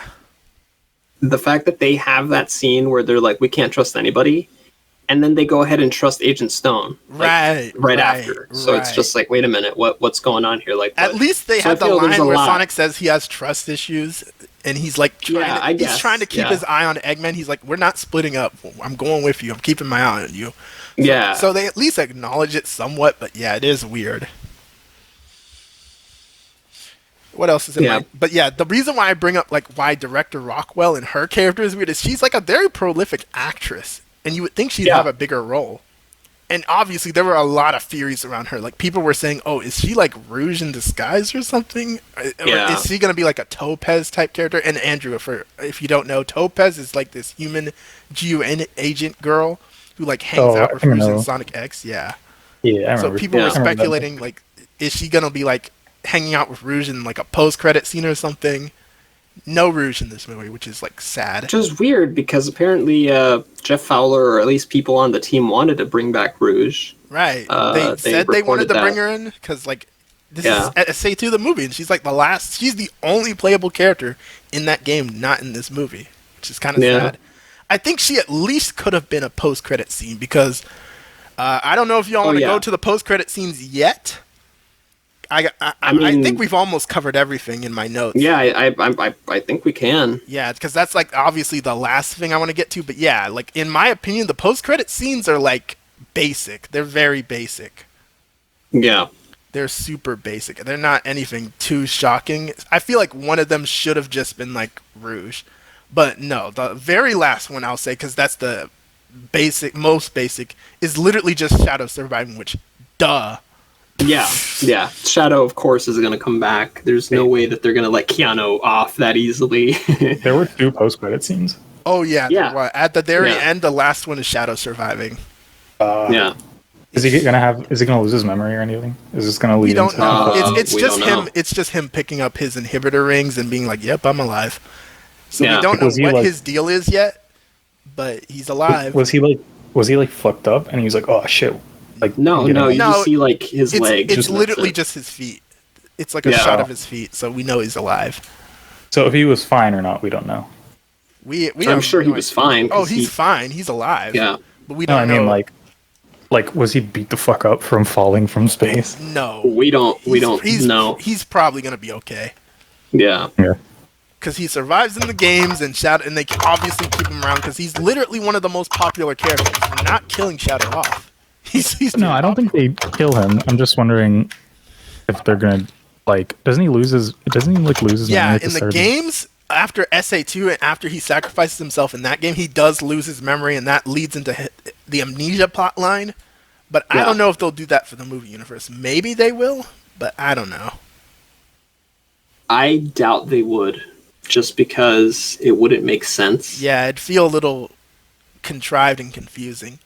Yeah. And again, that gets into if he gets a show, like what is he going to do in that show? Like, I feel like maybe it might take slight inspiration from Shadow the Hedgehog the game. Like, maybe he will fight Black Doom. Because originally, I thought never in a million years they'd touch Black Doom. But then he came back in Shadow Generations. So anything is possible. Yeah. I mean, if anything, they'll probably just... I doubt they'll go that serious route because... Oh, no, it won't be serious. Maybe he'll be like a villain that comes in at the end, like the frickin' Buyer in the Knuckles series. That's probably what they'll do with him. Because, like, that's my big fear with the Shadow show. Like, if he gets a show or a movie, like, is it going to be scuffed like the Knuckles show? Is he going to, like, have a dynamic with some random human character that takes most of the spotlight? Maybe they'll have, like, Wade come in again. The big theory people say is maybe Stone. Because he does have that one scene where he's hanging out with Stone. And now Stone, that is true. Stone don't got Eggman no more. He's got no purpose, so maybe he'll hang out with Stone. Maybe. Which could work. I mean, it would be a good dynamic just because Agent Stone is probably the best human character out of all of them. Yeah, he's a lot more well-received than Wade. So him taking spotlight wouldn't be as bad. Yeah. Do we think Eggman is dead? I feel like that's another big thing. Is Eggman dead? Yeah. Now, I think part of why they did a sacrifice with him is again they're not sure if they're going to get Jim Carrey back for. Yeah. That's a big thing. Yeah. Like in the second movie, the reason why they made it look like he might die is because they were scared they weren't going to get him back for the third one. And I feel like that's the same case here. That's fair. That makes sense. Yeah. I will Which say, is fair, if 'cause, this like, is that's how like Eggman what- goes out, I think it's respectable because of all the Sonic games, SA2 is the one where it's most believable he would redeem himself. Because he obviously, like, he decides, nah, I'm not going to let my grandfather blow up the Earth. I want to rule the Earth. Yeah. So I But feel like begs the question, like, who is going to be the next villain? that gets into the final post-credit scene. Oh boy. So wait, before we get to the final one, let me check and see if there's anything else in my notes. I think How many post-credit scenes are there? it's just the one after the main credits and then the very end. That's the Shadow surviving one. Shadow surviving is like the very last one. My last thing in my notes that I wanted to say is there's a few lines I wish we got. Like, obviously they do the no food or movies, I'm out of here. Yeah. I'm glad they do that one. Yeah. But 2 lines I'm surprised they didn't do is the Faker line. I'm super shocked they didn't do that one. Yeah. That one's super iconic. And then they didn't do Sayonara Shadow the Hedgehog. I was kind of sad at that one. Doesn't someone say that at some point? Eggman speaks Spanish to him and says, like, goodbye. Yeah. But he doesn't say the line. Maybe I'm losing my mind. Doesn't Maria say sayonara or something? Yeah, in the games, yeah, that's like his final words to him. And then Sonic, like, repeats it when he sacrifices himself. I swear I saw it in the movie. Maybe I'm losing my mind. You're probably confused with Konichiwa. I feel like I remember someone saying, like, sayonara. Maybe. I don't remember that specifically. But before we close it off, I feel like so I think that the reason they didn't do the Faker thing was like there's no way they could. Yeah, in the games, it's not a plot could point. pull that Like off. in SA2, it's literally a plot point that the military thinks Sonic is Shadow. In the movie, they know good and well Sonic is not Shadow. So they already established that, and then it was like I don't think like moviegoers would be like, oh, I could see how you could confuse them. Right. Like, it was just too different. Right. That one I can understand. But yeah, I'm a little sad at the Sayonara one because that's obviously like one of the most iconic lines in the franchise, I'd argue. Oh, yeah. Yeah. I'm also a little disappointed in how we got the shot of them crossing like in front of like the moon. Instead it was just Instead it was just like a slap cut. Oh, that's something we didn't talk about Super Sonic versus Super Shadow. Oh, yeah. I was like, you guys would just jump into the ending. Yeah. How the hell did I not bring that up? But yeah, Super Sonic versus Super Shadow was crazy. Bro, that's really going to be the closest we get to a proper Dragon Ball movie. Yeah. Yeah. I think that fight was done very well. It was really, really pretty to look at. Yeah. I thought it was really cool when they were punching each other through like different parts of the world. Yeah. Right? The fact the fact that Shadow knocks the emeralds out of him like Knuckles did is crazy. I was not. Yeah. But it's believable because that's like he's like on his level, so it's believable. Yeah, and I do like the fact how, you know, there is a point to where Sonic can just get really mad and just punch Shadow all the way to the moon. And make him lose his super, which is kind of funny. Yeah, when you think about it. It's always funny when Sonic legit stops like goofing off and like starts trying. It's always funny. Yeah. I feel like shouldn't Shadow be a lot stronger than Sonic? They're consistently on the same level usually, like around the same level. And then obviously in Shadow Generation, he like literally whooped him in that game. I think Shadow is powerful without like his limiter rings, right? Right. Yeah. So with the limiters on, is he just like a normal guy? Yeah, he's like on par with Sonic. But I'd say he does have potential to be stronger because it's Doom DNA and all that stuff. Yeah, I was gonna say, shouldn't he be? If he's the ultimate life form, is he like super strong or something? Yeah, but Sonic just Sonic. He has that plot armor. No one is beating him. Yeah. He's like freaking Goku. He's just stronger, and you don't question it. he'll get some dumb new form, and I could see Shadow knowing how to fight, not Sonic though. That is kind of one weird thing. Like, how does Sonic like know how to fight so well if he hasn't really been training all that much? Yeah.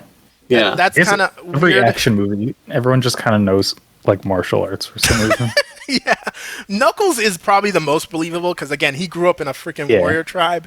Tails, he uses his gadgets mostly, so he's believable. If they just they just like kind of just implied that between the movies, Shadow taught them like basic, not Shadow, Knuckles taught them like basic martial arts. Yeah, I think that could be interesting. Heck, Yeah. that could have been how the like, Knuckles series started. Like, he's teaching them how to fight, and then he decides to help Wade or something. I don't know. Yeah, I feel like it could have been one word, and then they could have had more interesting situations. Yeah. To be fair, the games don't really explain this either. Literally everyone in the dang games knows how to fight. Eggman knows how to fight. Yeah. Eggman knows how to fight, bro. He be slamming people for no reason. Yeah. Of course, he knows how to fight. Bro, imagine like a fat guy with a mustache, like just like Pulling up on you. hitting you for a whole Mortal Kombat combo. Yeah.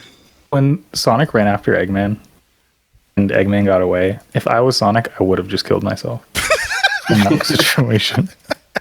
The games are so funny, bro. It was like, I'd just be like, all right, like imagine you have one gimmick and this old fat guy beats you at it. Like, I chalk it up to just due to the fact that Game Sonic, I chalk it up due to the fact that he's so freaking cocky. Like that's his big weakness game wise. He's just so cocky. Yeah. Movie wise, I don't know what the excuse for him is. I just talk it up to him being goofy. yeah, he should be cockier and more like elusive. I don't know. But yeah, we pretty much hit everything with the movie points. So now we can get into the post-credit scene, which is going to get into like what the future of this universe is. We already talked about what could happen with Shadow. But one other thing I want to bring up. What the heck happened to the Emeralds? They never answer that. That's probably what ties into the fourth film. Maybe. Yeah. I mean, that's the only thing I can guess. I've seen someone say that either the Knuckles show is going to get like a new season, and the next season is going to be him looking for the Master Role, actually doing something he does in the games, or it'll be the plot of movie 4.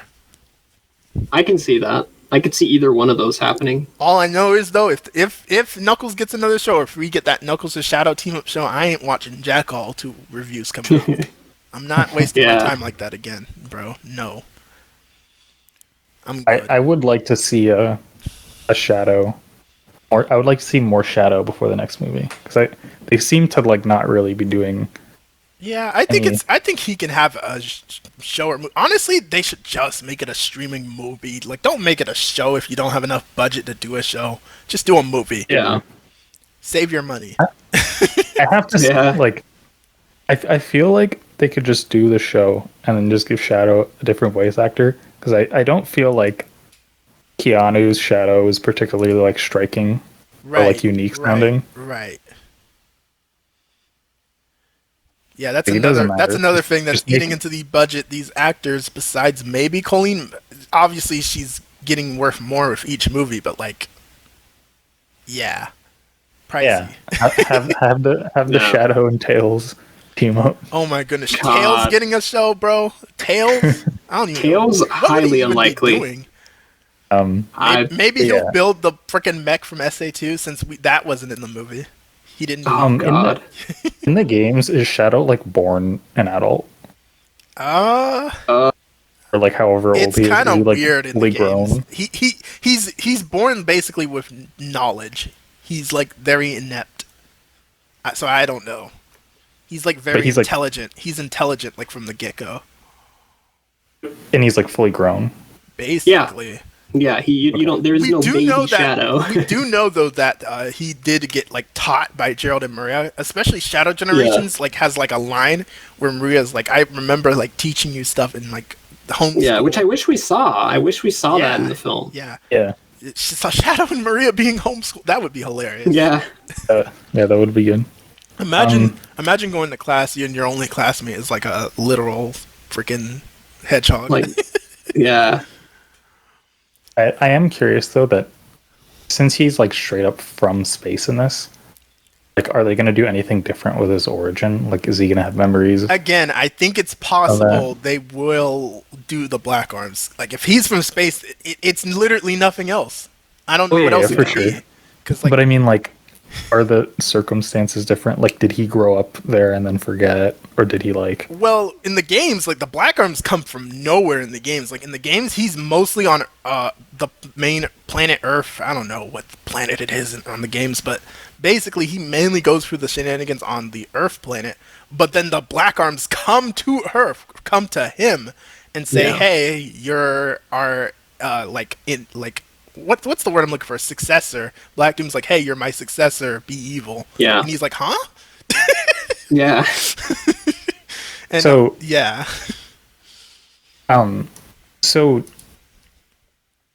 So Gerald takes like his like Black Doom's DNA or something, right? And like Black Doom willingly gave it to him because he made a deal, you know, like, hey, you can have my DNA to make your little crazy project, and you give me the Chaos Emeralds when I come back to Earth. Deal? Yeah. Deal. That's the reason why at the start of Shadow the Hedgehog, Black Doom's like, all right, Shadows, where's the emeralds? Gerald promised me emeralds. That's the reason why he says that at the start. And then the reason he's a hedgehog is because of the mural, apparently. Yeah, the mural. Yeah. That's the theory. It's never been confirmed. Okay.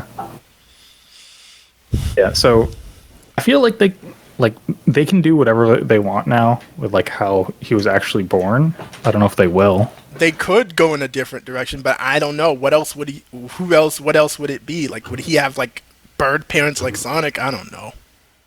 Just him hanging out with Black Doom, learning how to ride a bike. No, Bro, I cannot do wait. that. I cannot wait, bro. If we get live action Black Doom, I cannot wait to see how hideous he looks. He's gonna look so hideous, but it's gonna be great. Yeah, I already hate how he looks. It's kind of funny. He's kind of touched up in Shadow Generations. Like they add more color to his like drip, like because he has jewelry. He has jewelry because he's like a world conqueror. He like raids planets. Yeah. He's like dripped out, so like it'd be so funny if they like do that 1-to-1 for the movie design. I mean, I'm pretty sure they would, just because what else could you like do with his design? His mouth looks like a butthole. I will never get over that. Like they can't. They're gonna have to censor him when he's on screen. Oh my god. Black Doom is he's the funniest Sonic character because of how like he clashes with everything. Everyone else is this goofy animal. Or a goofy-esque animal, or a robot. I feel like some of the Shadow the Hedgehog like mission objectives are kind of like random. It's like Shadow kick 5 puppies, and it's like, what does this accomplish? Yeah, he literally does just come to the planet to tell Shadow to just be evil. That's it. Be bad. Yeah. Honestly, like, how does this serve it's respectable though. He's trying to teach his sort of son to be a hater. Yeah. Is that so wrong? No benefit, just love for the game, bro. Yeah. But before, it's getting late, so now we can get to the post-credit scene. It's time. Yeah. So, Sonic, apparently he, like, left behind Tails and Knuckles. He's like, oops, I accidentally ran to New York, which is so hilarious to me, bro. How do you accidentally run to New... Andrew, that has the same energy as, like, Rex walking onto Final Destination. Right. Yeah. Yeah, so how do you accidentally run to New York? I don't know, but he's alone now, so out of nowhere, Metal Sonic, like my jaw kind of dropped, but I knew he was going to be the post-credit scene, bro. I knew Metal Sonic was up next, because it's Metal Sonic. He's like the next most popular character. Yeah. I do feel like it's lower stakes than Shadow. Oh, yeah. No, I agree. Yeah, that's the problem. He's kind of a step down from Shadow, because Shadow is, like, a lot stronger than Metal. Since Metal is, like, a robot, he can only do so much. But, like, it's crazy. Like, I'm not surprised at all it's Metal, because Metal is, like, he's up there as one of the most popular characters solely because he literally, he's just a robotic Sonic. That's raw. Yeah, it's just a cool Sonic, yeah. That's raw. Cool robot. And I love how his design is basically the game design. Like, a lot of people in fan designs, they some people make him white like the other Eggman movie robots. They give him like this realistic texture. Like, they do all sorts of stuff with him in like, fan designs. And then in the movie design, it's literally just his game design. They didn't MCUify him, so. Not at all. He's like ripped from the games. I love it. Yep. He looks 1-to-1. Yeah, my goat was he pulled up like Metal Cooler. I love chat. But yeah, so he tries to like immediately blick Sonic. He wastes no time, which I love. Yeah, no words, just hands, bro. Yeah, that's literally his entire personality. I love it.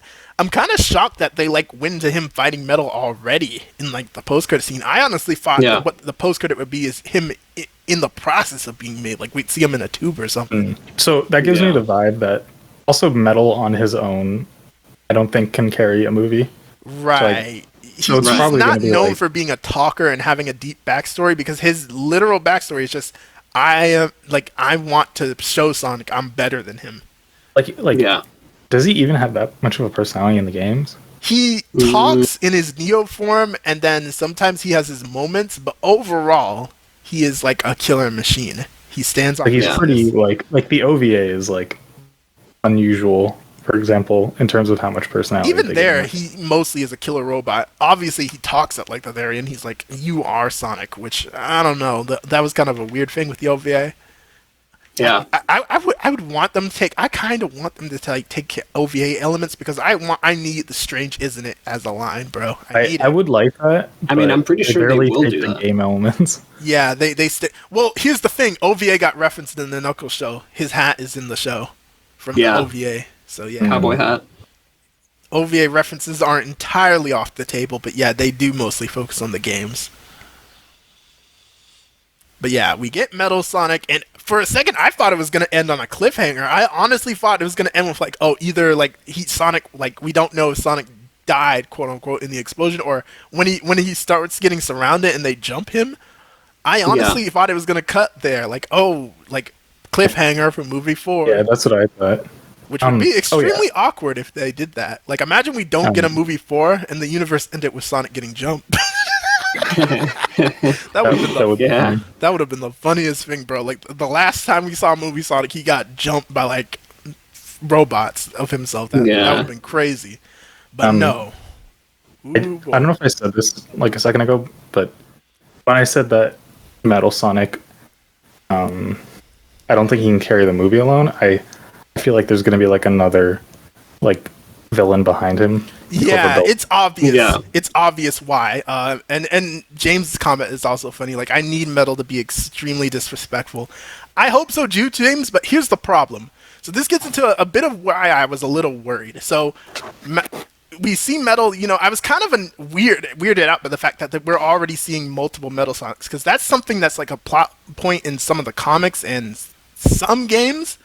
But, like, they never focus too much on multiple Metal Sonics. We usually only have the one. I'm kind of shocked that they already revealed there's multiple. It's like cooler, bro. It's meta cooler. I kind of wish we had the one. But, I do think it's probably because they don't think one Metal Sonic can carry it. Yeah, I have theories, though. But before we get into that, he's saved by Amy. Amy, no surprise she's here. Yeah. Some people are already worried, like, how the heck did Amy solo a whole army of Metal Sonics? Like, is she going in the girl boss direction, or do we need to be worried? Some people are already having that combo. I think that's pretty obvious that that's where they're gonna go. She's gonna be like the girl boss. She's gonna be like more confident, because like Amy. Yeah. And here's the thing: Amy is like more confident, but she like builds it up in the games. Like, her main trait for the longest time was basically just simping for Sonic. Yeah. Like, she is the number one. She almost puts the fandom the same in terms of simping for Sonic. Almost. Oh, yeah. But, nah, she's crazy for that boy, game-wise. Oh, yeah, she is. But, obviously... I think, like, the movie plots are so simple, that's just, like, the only place they can take her character. Maybe, but, like, here's the weird thing with Amy. In the games lately, they've been dialing back her crush, and it's been like a very controversial thing. Like, some people don't like the fact that they're dialing back her crush. Like, they miss when she was a lot more obsessive with Sonic, because that's kind of her main personality trait. Like, she's kind of a parody of the typical damsel in distress. Like, usual damsel in distress is like, they're not that obsessive with like the heroes that rescue them. Amy, big reason why she's very memorable is the fact that she is not like vague about her crush at all. At all. Like, and that's why a lot of Michael says I'm people. Yeah, I know Amy has like crazy fans because they like how confident she is. But it's also like one of her most controversial elements because obviously sometimes she goes too far. Like sometimes she simps for Sonic so hard like it can be annoying. A lot of maybe this is why they don't go this way in the movie, but I feel like a lot of the Sonic characters are kind of like shonen characters. Right. Which aren't tropes. A lot of those aren't tropes we have here. Like in shonen, it's not that weird for the girl love interest to be like, "Oh my god, why'd you run away from me? I was so worried." And We already know the harem protagonist type beat. Where or like when they just hit the guy until he's like a puddle on the ground and it's like a one-off joke. I don't know. They could go a number of directions, Amy's, but I know it's going to be very controversial because some people are very passionate about how Amy is portrayed. They either love her fangirl isms or they prefer her to be more girl bossy because that fits because she has a giant hammer after all. Yeah, it's weird. I guess now that. I feel like it makes more sense to me why they change their characters so much. Yeah, I could see it leaning more towards the girl bossy angle because it doesn't seem like these movies are going to go the romantic angle. It has to be because they're just leaning into like Western tropes instead of like Japanese tropes. Right. Yeah. Yeah, and Amy being a fangirl is very much like a lot on the. Well, I don't even know. It's weird. But Maigo makes a good point in that the problem with the newer games dialing back her crush is that it kind of made her a lot more simple in characterization. Like, because when you take away, like, how caring she is over Sonic, she kind of becomes a little paper thin. That's like a big problem with her in the games right now. What's her like personality then? It's basically girl. Yeah. That's literally her personality. That's pretty much all that is. Yeah. Is that why they had to get rid of Cream? Oh no, bro. Cream. Nah, she got put in the Shadow Realm, and that's just because we can't have two girl. No, Cream's personality more leans towards Kid, who is hilariously overpowered for no explained reason. That's Cream's funny thing. Cream is more like a gag character, like freaking Errol in Dragon Ball. Is that her name? What's the name of that character in Dragon Ball? The one that's like from another series. Raleigh. Yeah, her. Yeah. That's more like what Cream leans into. Like she just never loses in a fight. Yes, she's broken. Like it's a hilarious trend. Like she is sweet and innocent and girly, but she's usually the most broken character whenever she's playable. It's hilarious. Yeah. It's kind of based. Yeah, that's Cream's whole thing. So she has a characterization, but we don't know Cream's coming because, again, Chow don't exist, so now she doesn't have her partner. Yeah. And like the world at large doesn't know about Sonic and them, right? Yeah. Or do they? And I don't know if they're going to be big. His big old self, you already know he's going to be eating up the budget. Just stay there. How are we going to render him? You don't. Jeff Fowler wanted him dead in movie 2. Oh yeah, there was a scrapped cameo for him where his skeleton was on a wall. Yeah. This gives me the vibe that like didn't Nolan like hate Robin like from Batman? Oh yeah, he didn't like the idea of. To be fair, Robin was like hated on for a period of time, and it was because of freaking Batman and Robin, that trash movie. That like hurt his reputation hard. For a while, people believed Batman doesn't need no Robin, and that's kind of the fact with Big. But the difference is Big. He's not that big of a character anyway. You don't need to bring him in. He does. He adds nothing. He's just goofy. I think he's the GOAT. You'll see. I will take a cameo from him, but like I don't think they need to focus on him. Yeah. But yeah, they're already like feeding characters. I don't think we'll see them for a while. Right. So this leads into what the plot of movie 4 is going to be. Like, obviously it's going to lean towards the Sonic CD angle because Amy is there, Metal Sonic, and CD is like the game they debuted in. But it's weird because now we know Amy is strong. She can like beat multiple Metal Sonic. So who is the villain of movie 4? That's the big question mark. Is it like, because we know there's multiple Metal Sonics, but they're dispatched easily. So what's going on with Metal Sonic? Like, is there like a Metal Sonic Prime? You know what I think? This is a big stretch. Okay. But I think it's probably gonna be Silver. Maybe. just because Silver has the time. What? You think Metal Sonic's just gonna be like a fake out? No, I think if anything, they're probably going to ignore Silver's like backstory, and they're gonna rework it to where like Metal Sonic, like Silver lives in a world that's like ruled by like these Metal Sonics, and Amy's part of some resistance, which is why she has this hood on, or something. I really. So Amy's from the future too. I mean, I would imagine. Oh yeah, that's a common theory right now. Like, is Amy from the future? And the reason why people are saying that is because, again, she comes from CD, one of the few games that focuses on time travel besides Generations in '06. So, like, it's very possible she could be from the future. Now, obviously, in the game, she's not from the future. Time travel is more of a background element in Sonic CD. But they might have it to where she comes from the future, like Silver. Amy probably gives me, like, Resistance vibes, you know, because she's got that hood. Lord have mercy if she's the leader of the freedom fighters. Lord have mercy. She might. You never know. She might. In villains, I'm pretty sure it's going to be Silver, or it might just be Eggman again. Here's the problem. We don't know who built Metal Sonic. Like, who built Metal Sonic?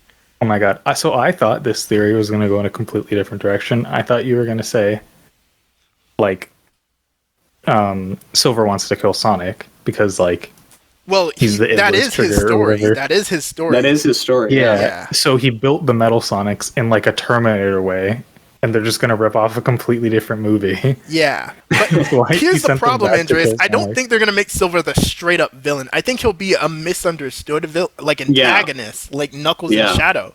But I don't think he's going to be the straight-up villain, because there's no way he's the one behind the Metal Sonics. No way. I mean, unless Silver is with Amy in the Resistance. Oh, yeah. I think it's possible he could be friends with Amy, and he wants to kill Sonic, while Amy is going to simp, of course. Yeah. And be like, don't kill him. Yeah, and Silver's probably going to be like, well, he looks like these metal things, and we should probably kill him. Yeah. Yeah, it might just be like, he's just convinced really easily. He's like, oh, Sonic's actually a nice guy. Yeah. Yeah, I think that could be a interesting conflict for movie 4. Like, Amy, you know, believes Sonic is the savior of the world. She has faith in him. Silver is like, nah, that boy gotta go. Or you know how they might play this out like they played out 06, where Silver and Amy are not together in the same room. And it's up until like a specific moment in the film where they actually do end up seeing each other, and it's like, hey, don't kill him. Yeah, I think they'll do it in a similar way, possibly, because remember, Amy is on like Silver's quote unquote team in Sonic 06. Like the three teams are Team Sonic, Team Dark, and then Silver's team is him with Blaze and Amy. Maybe that's who is the quote unquote freedom fighters of the future. Yeah, maybe. I think that could be interesting. It's a big mystery, but I think that if they don't bring like a big character, because I mean, obviously we as Sonic fans are, I don't know if if Drew is like a Sonic fan, right? But like with Sonic fans, people are going to show up for Metal Sonic and Amy, right? Right. But what will major audiences show up for? Do you really think major audiences are going to flood like Keanu Shadow? I think it is going to be for Metal and Amy primarily, because they're the last like mainstream characters that are in the leading like cast of the Sonic cast. Because the problem is, after Metal and Amy, that's basically it. Sonic, Tails, Knuckles, Amy, Shadow, Metal, and Eggman are the bases of the brand, I'd say. When you get into Silver, when you get into Blaze, the casual person doesn't know them. I'm sorry. Yeah. They don't know Silver and Blaze. They don't know Team Chaotix. They don't know Big.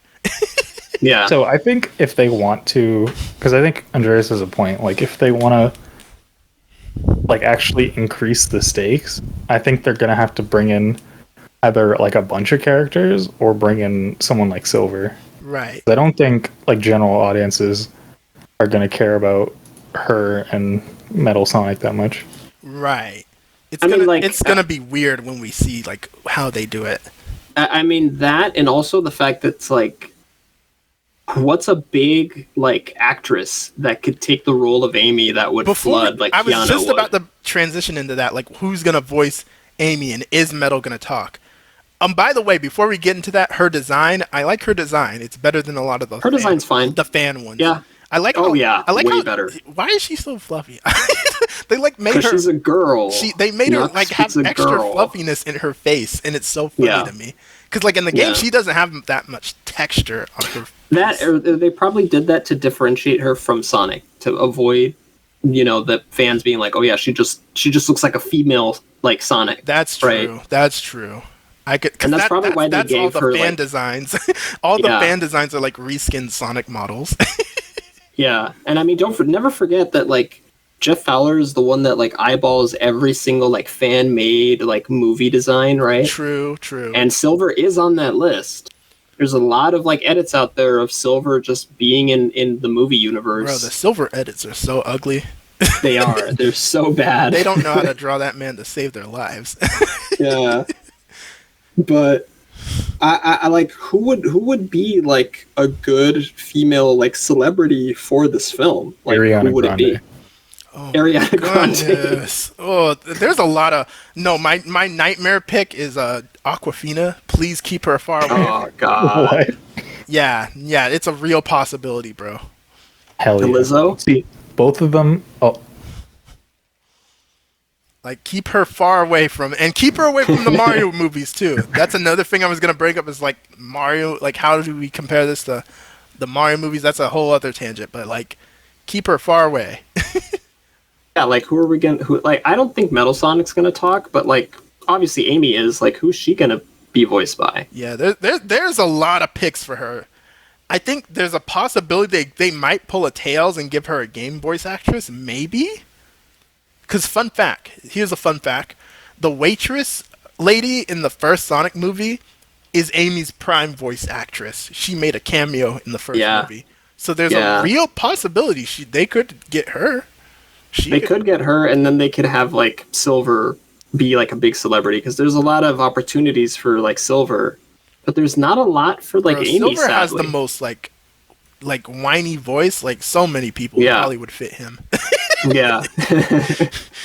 Yeah. The Tom Holland, Timothy Chalamets of the world. Yeah. James says Lisa Ortiz. That's my dream pick, James. Lisa Ortiz, yeah, she would be really good. She would kill like that. That would be like top. I've wanted her back for Amy for years, and Andrew, that's like her venture. She voiced her in 06, Sonic X, all that stuff. That's who she is. She's not her current voice actress. That's like, it's not my fave, Amy. I mean, unless they pull like a fast one and they make Shadow the villain again, and then they pull the amnesia card. That would be weird. And then you would have Amy have to talk him down again, right? Which would be weird. If Shadow gets talked Nujutsu twice, that's like horrible. We already did this with Knuckles. We can't do this a third time. Right. I mean, they did it for movie 3. That's why I think Metal would be a great villain, because he's someone you cannot talk down. He is someone. But like, where did he come from? Like, who made him? Yeah. Like, that's the big mystery. Is like, did he come from the future? Yeah. And if he did, and then Silver's probably going to be in this film. Yeah. Here's my big theory. I think it's very, very possible there's like a Metal Sonic Prime. Like all these mini Metal Sonics are like under a Metal Sonic Prime, and I think it's very possible that Metal Sonic Prime is Neo from Heroes. I think it's possible this is a soft Heroes adaptation. Like they fight all the mini Metal Sonics, then they get to the main one, which is Neo Metal Sonic from Heroes. Then he goes Overlord for the finale. Yeah. That's my big prediction for Metal Sonic. But it's possible he's made by someone else. Like a lot of people think Stone made him, which I don't know. No. Did he have time to make him? I don't think so. No, I no. Kind of stuff? I mean, Agent Stone is smart. Oh yeah, they confirm his IQ is on par with Eggman's. It's about on par. They confirm that. But I just don't think. I think Agent Stone would probably follow like Eggman's designs. Like they'd be like white and yeah. I don't think he's evil enough to where he'd make something as vile as Metal, but maybe, we don't know. Because again, it's possible he came from the future since he straight up teleported in. Like that's the big thing that makes me think time travel is a factor. The fact that he teleported in. Yeah. No ring. Which I doubt that's something that Agent Stone can even do. Right. Just because, first of all, why would Agent Stone just have this crazy, like, 180 vendetta against Sonic? Like, I don't think that would make sense. Someone had a theory that maybe Stone is going to believe that Sonic killed Eggman. Maybe.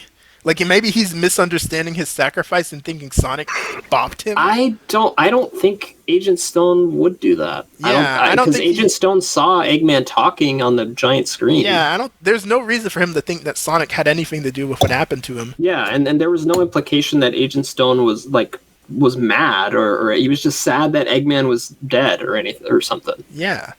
So I don't think it's Agent Stone behind this, so yeah. No.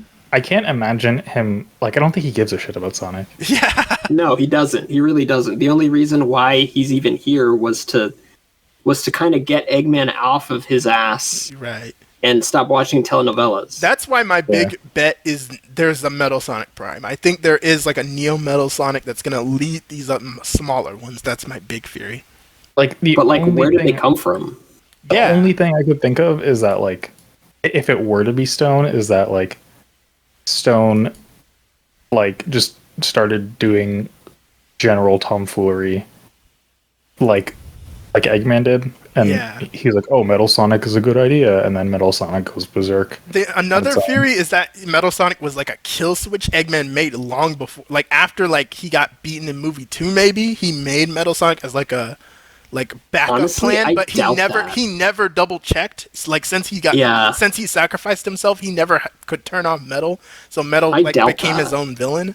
Maybe I doubt that because Eggman wouldn't hold something like that back just because he hates Sonic that much. You would think he'd use it then in this movie if it existed the whole time. Yeah, and then like, what are they gonna have another scene with some hedgehog-looking thing in a lab waking up? Like, come on. Or maybe Kid Cudi built Metal Sonic and he comes back. That would be hilarious. That makes perfect sense. Yeah, I mean, he was in the Mushroom Island. Speaking of Kid Cudi, GUN, it is very possible he's a GUN creation. That is very possible. Who? Kid Cudi or Metal Sonic? No, GUN. Oh. Metal Sonic was made by GUN. That's very possible. Yeah, that is possible. Like that one chick, she never trusted him, so... Yeah. In the case that the Team Sonic ever went rogue, she had a backup plan. Yep. Yeah. It's I could 100% see that GUN made Metal Sonic and then he went rogue. I can 100% I could see that. Yeah. Yeah, but don't you think that GUN would like stamp their logo on it? Maybe. Just like they do everything. Well, if he's gone rogue by that point, then maybe. I mean, like maybe it's on his butt. Maybe we never saw it. Yeah, and it's just the fact that he seems so advanced. Like he's beyond he doesn't fit. Yeah. So he's probably from the future.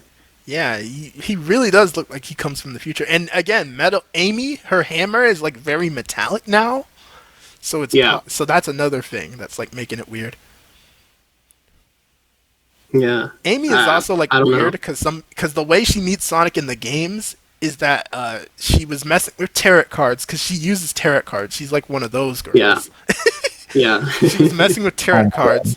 The cards told her that like, whoever like is you see within these cards, the next person you see is gonna be like your love for life. She sees Sonic, she gets super obsessed with him, and the rest writes itself.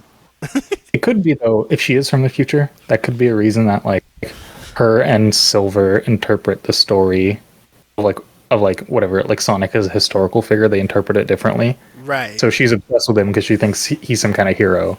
And Silver is like, he interprets it as him being like the reason the world's fucked up.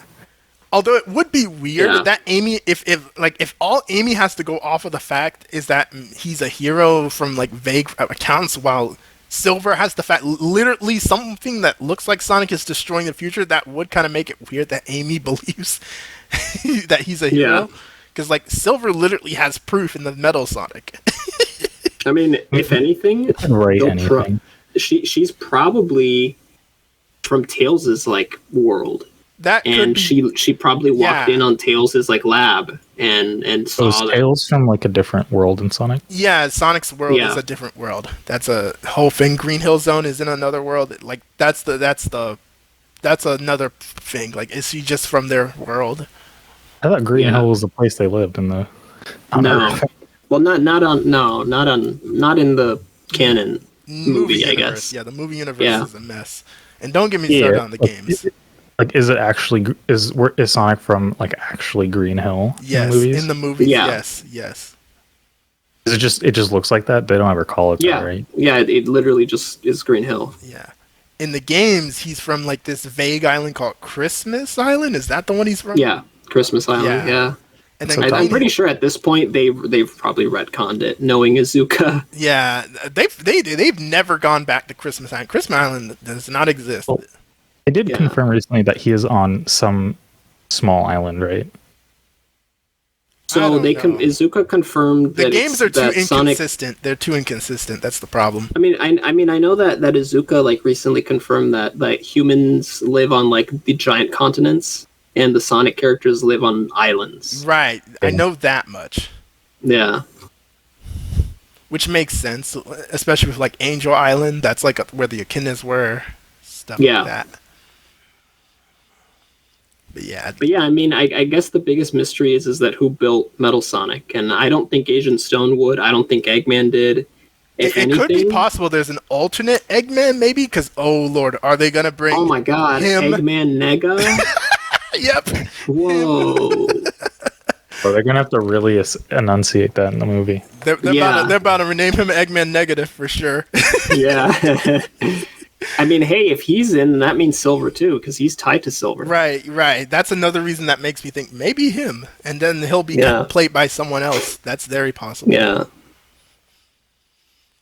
But I don't think they're gonna do that because he's kind of niche. He's weird. He's niche. Yeah. There's no way. I don't think they'll have. I mean, it's possible because Eggman, fucking Jim Carrey, would be all over it. Maybe. You know. It'll be a CGI robot Eggman. That's another theory. Like someone thinks that could work. It's like an Eggman coffee cat. Oh my god! Because when you think about it, the buyer, the Knuckles series villain, he's kind of an Eggman coffee cat. Like he kind of wanted to be an Eggman coffee cat. So it could be just another. Oh god, it could be an OC. That's a very real possibility. I doubt it. I doubt that there is somebody else other than Eggman who could build something like Metal Sonic. Oh lord. I don't think Sadie M. Eggman. Yeah, no, I don't think so.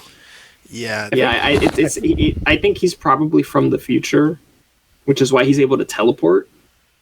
Or unless the Chaos Emeralds teleported to another like world. Yeah, and again, we don't know where the emeralds are. That's another weird thing. Like, what's going on with the emeralds? Are the emeralds a part of this somehow? Like, did the emeralds end up in the wrong hands, and that's how he got bit? Yeah. I don't know. Who knows? Yeah, movie 4 basically can go in a number of different directions. And then that just makes you wonder what they'll do beyond that. Like, I don't know what the heck they'd even... Will we even get to a movie 5 or 6? I have no idea. I talked about what I wanted for a movie 5 or 6 if they get that far. Like I said, movie 5 needs to bring in Chaos. We need Chaos by now. It's dumb that we don't have him by now.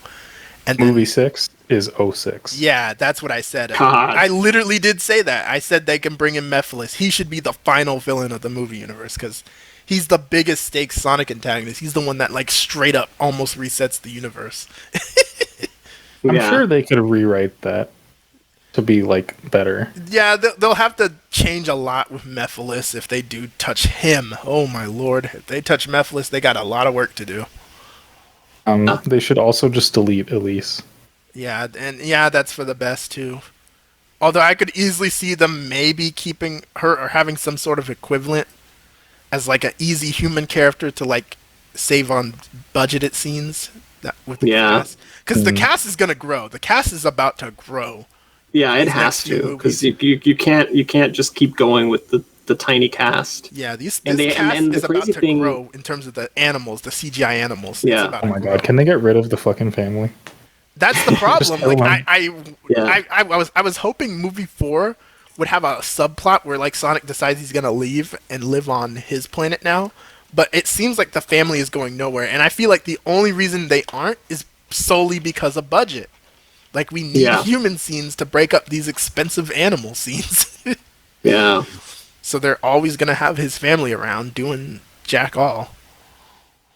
Well, that and also just because these movies have been doing really well. Yeah, and they don't have a critics reason tend to to really like. shake it up. Yeah, Yeah. yeah. So yeah, I imagine that's what's gonna happen. Maybe eventually he'll like leave his family and go live on his planet and whatever. Yeah. This cast is about to grow, so I can easily see like them not wanting to play all their cards at the time. Like I don't even know if Shadow's gonna be in movie 4. He probably could skip that. I don't know if Eggman's gonna come back. If the end credits probably implies he is. Maybe. I don't know what because what would he do in that plot? Like obviously it's gonna mostly focus on Amy. And there's a lot they can do with her. Like she's gonna have you already know they're gonna do a bunch of like Son Amy teasing. Oh God. I feel like they have to. It's too essential to her character. Even if they do girl boss her, I feel like they gotta at least like somewhat like tease. Yeah. Because like it's too essential to her character. That's literally like a big reason why people love Amy. Yeah. And it's gonna be like so like oh my goodness, there's so many different cringe things they can do with Sonic and Amy. It's insane. They're 100. Yeah. I can see them flossing together right now. Oh no! Lord don't help say us. that. Oh no! They're gonna floss together at prom, and it's gonna be horrible. What's weird is that they've made Sonic into like this kid character. How are you going to tie that with a romance? Wouldn't that be kind of weird? That's what makes it weird too. Like he's like so young. To be fair, he has aged up because he's aged across yeah, well, these yeah, movies. I know. He's grown taller, but like, it's weird. Yeah. But yeah, and then I trust me, I've seen y'all saying Zavok. Ain't no way we're about to get like. No, Zavok we're not gonna get Zavok. There's Please no way. If we do, that's gonna be like instant, like.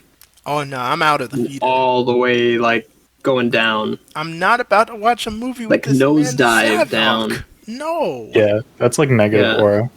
Yeah. I talked about this in my Movieverse video. I just don't think they're gonna get past the 2000s in terms of the storytelling. Yeah, I don't think they're gonna go past. Like and for reference, Andrew, that's like that's Sonic Adventure, Sonic Adventure 2, Heroes, and then past 06, and then like it ends at like Unleashed. Unleashed is like one of the latest stories in the 2000s, and then that obviously goes into Colors. I don't know if they're gonna have a Wisp movie. No, absolutely not. I doubt that. The Wisp do not have like that huge general appeal. Maybe they would dare. Like try. you would have better chance with Werehog than you would with the Wisp. Kamaru is saying it best. They have no more star power after Metal and Silver. Like yeah, like the 2010s was literally Sonic's worst performing era. It just objectively was. Do have staying power more than they should. Oh no, they do, but it's because Zuko would brute force them into the series. Yeah. And honestly, like this, like movie 4 might just be the last hurrah for these films, just because you can't really, I could see like movie 4 being where the would finale. you go from here? Yeah, I could see movie 4 being the last one too. Like if Amy and Metal Sonic are just the only characters that are going to appear in movie 4, like, do you really think that these actors are going to stick around for like a 5th film? Yeah, and maybe that'll be like until like 2032 or something. Honestly, so like, I hope we at least get Silver, because I do want to see Sonic, Shadow, and Silver on the big screen. I want to see the Hedgehog trio super form team up. That I do want to see. Because I don't know, what would the finale be to movie 4? Like, what's the big hook? Because it's hard to imagine like what the finale is. I imagine they're gonna maybe fight across time. So maybe Sonic will fight Metal Sonic across time. That's what'll happen. I mean, you could either have it be like Black Doom is like gonna come over to Earth and try to destroy it. Oh yeah, because we don't know what he's gonna play into a factor, and I don't know, is anyone else even gonna be allowed to go Super? Because obviously they had to do Super Sonic and Super Shadow, but they're very weird with like giving other characters super forms. I mean, Silver's the only other one that can go Silver's super. the only other one because they have that male hedgehogs can go super mentality. Yeah, for whatever reason. Go super. Although in the movieverse, though, other characters can go super because in the movieverse, Eggman used the dang emeralds, so we could get Super Amy. I don't know. So someone in the comments said, "Will there be another film after 4?" I honestly don't think so. I highly doubt it, just because it's so far off into the distance. That's like 2032, right? Oh yeah, these films come out. By the time we get 5, I'll probably have, to be honest, like retired maybe. To be honest, Yeah, like 2027 seems like pretty far away for a movie 4, and keep it like, imagine like having Jim Carrey, you've got Keanu, you've got Ben Schwartz, you've got Idris. You've got everybody else. Yeah, these guys ain't sticking around. They're not. They are not going to stick MCU. around. This ain't the MCU. Yeah. This ain't the MCU. Like, Sonic does get big numbers with the box office, but not like MCU tier. Right. Right. And Paramount doesn't strike me as a company that would probably be Bro, the MCU around for that long, just ridiculous because when you look back on it, because like there was a time where like multiple MCU movies in a row were like jumping over billions easily. Yeah. That is a crazy time. They're never replicating that unless they like get it. Well, that's the thing. If they aren't stopping at movie 4, then movie 4 is going to be the last one with all of the people like that we know. Yeah. Probably even Jeff Fowler, because it's not. I personally don't see it, just because these actors are probably not going to stick around. Yeah, I think after movie 4, we're gonna just have people drop off. Like it's gonna be like almost a decade since movie 1. This franchise will be like almost a decade-year old at that point. Yeah, and keep in mind too, Jim Carrey is like 62. Like, that dude ain't gonna be doing Good grief, he's that old? Yeah. He's old. I mean, Keanu Reeves is 60. So ouch. You know, that hurts me.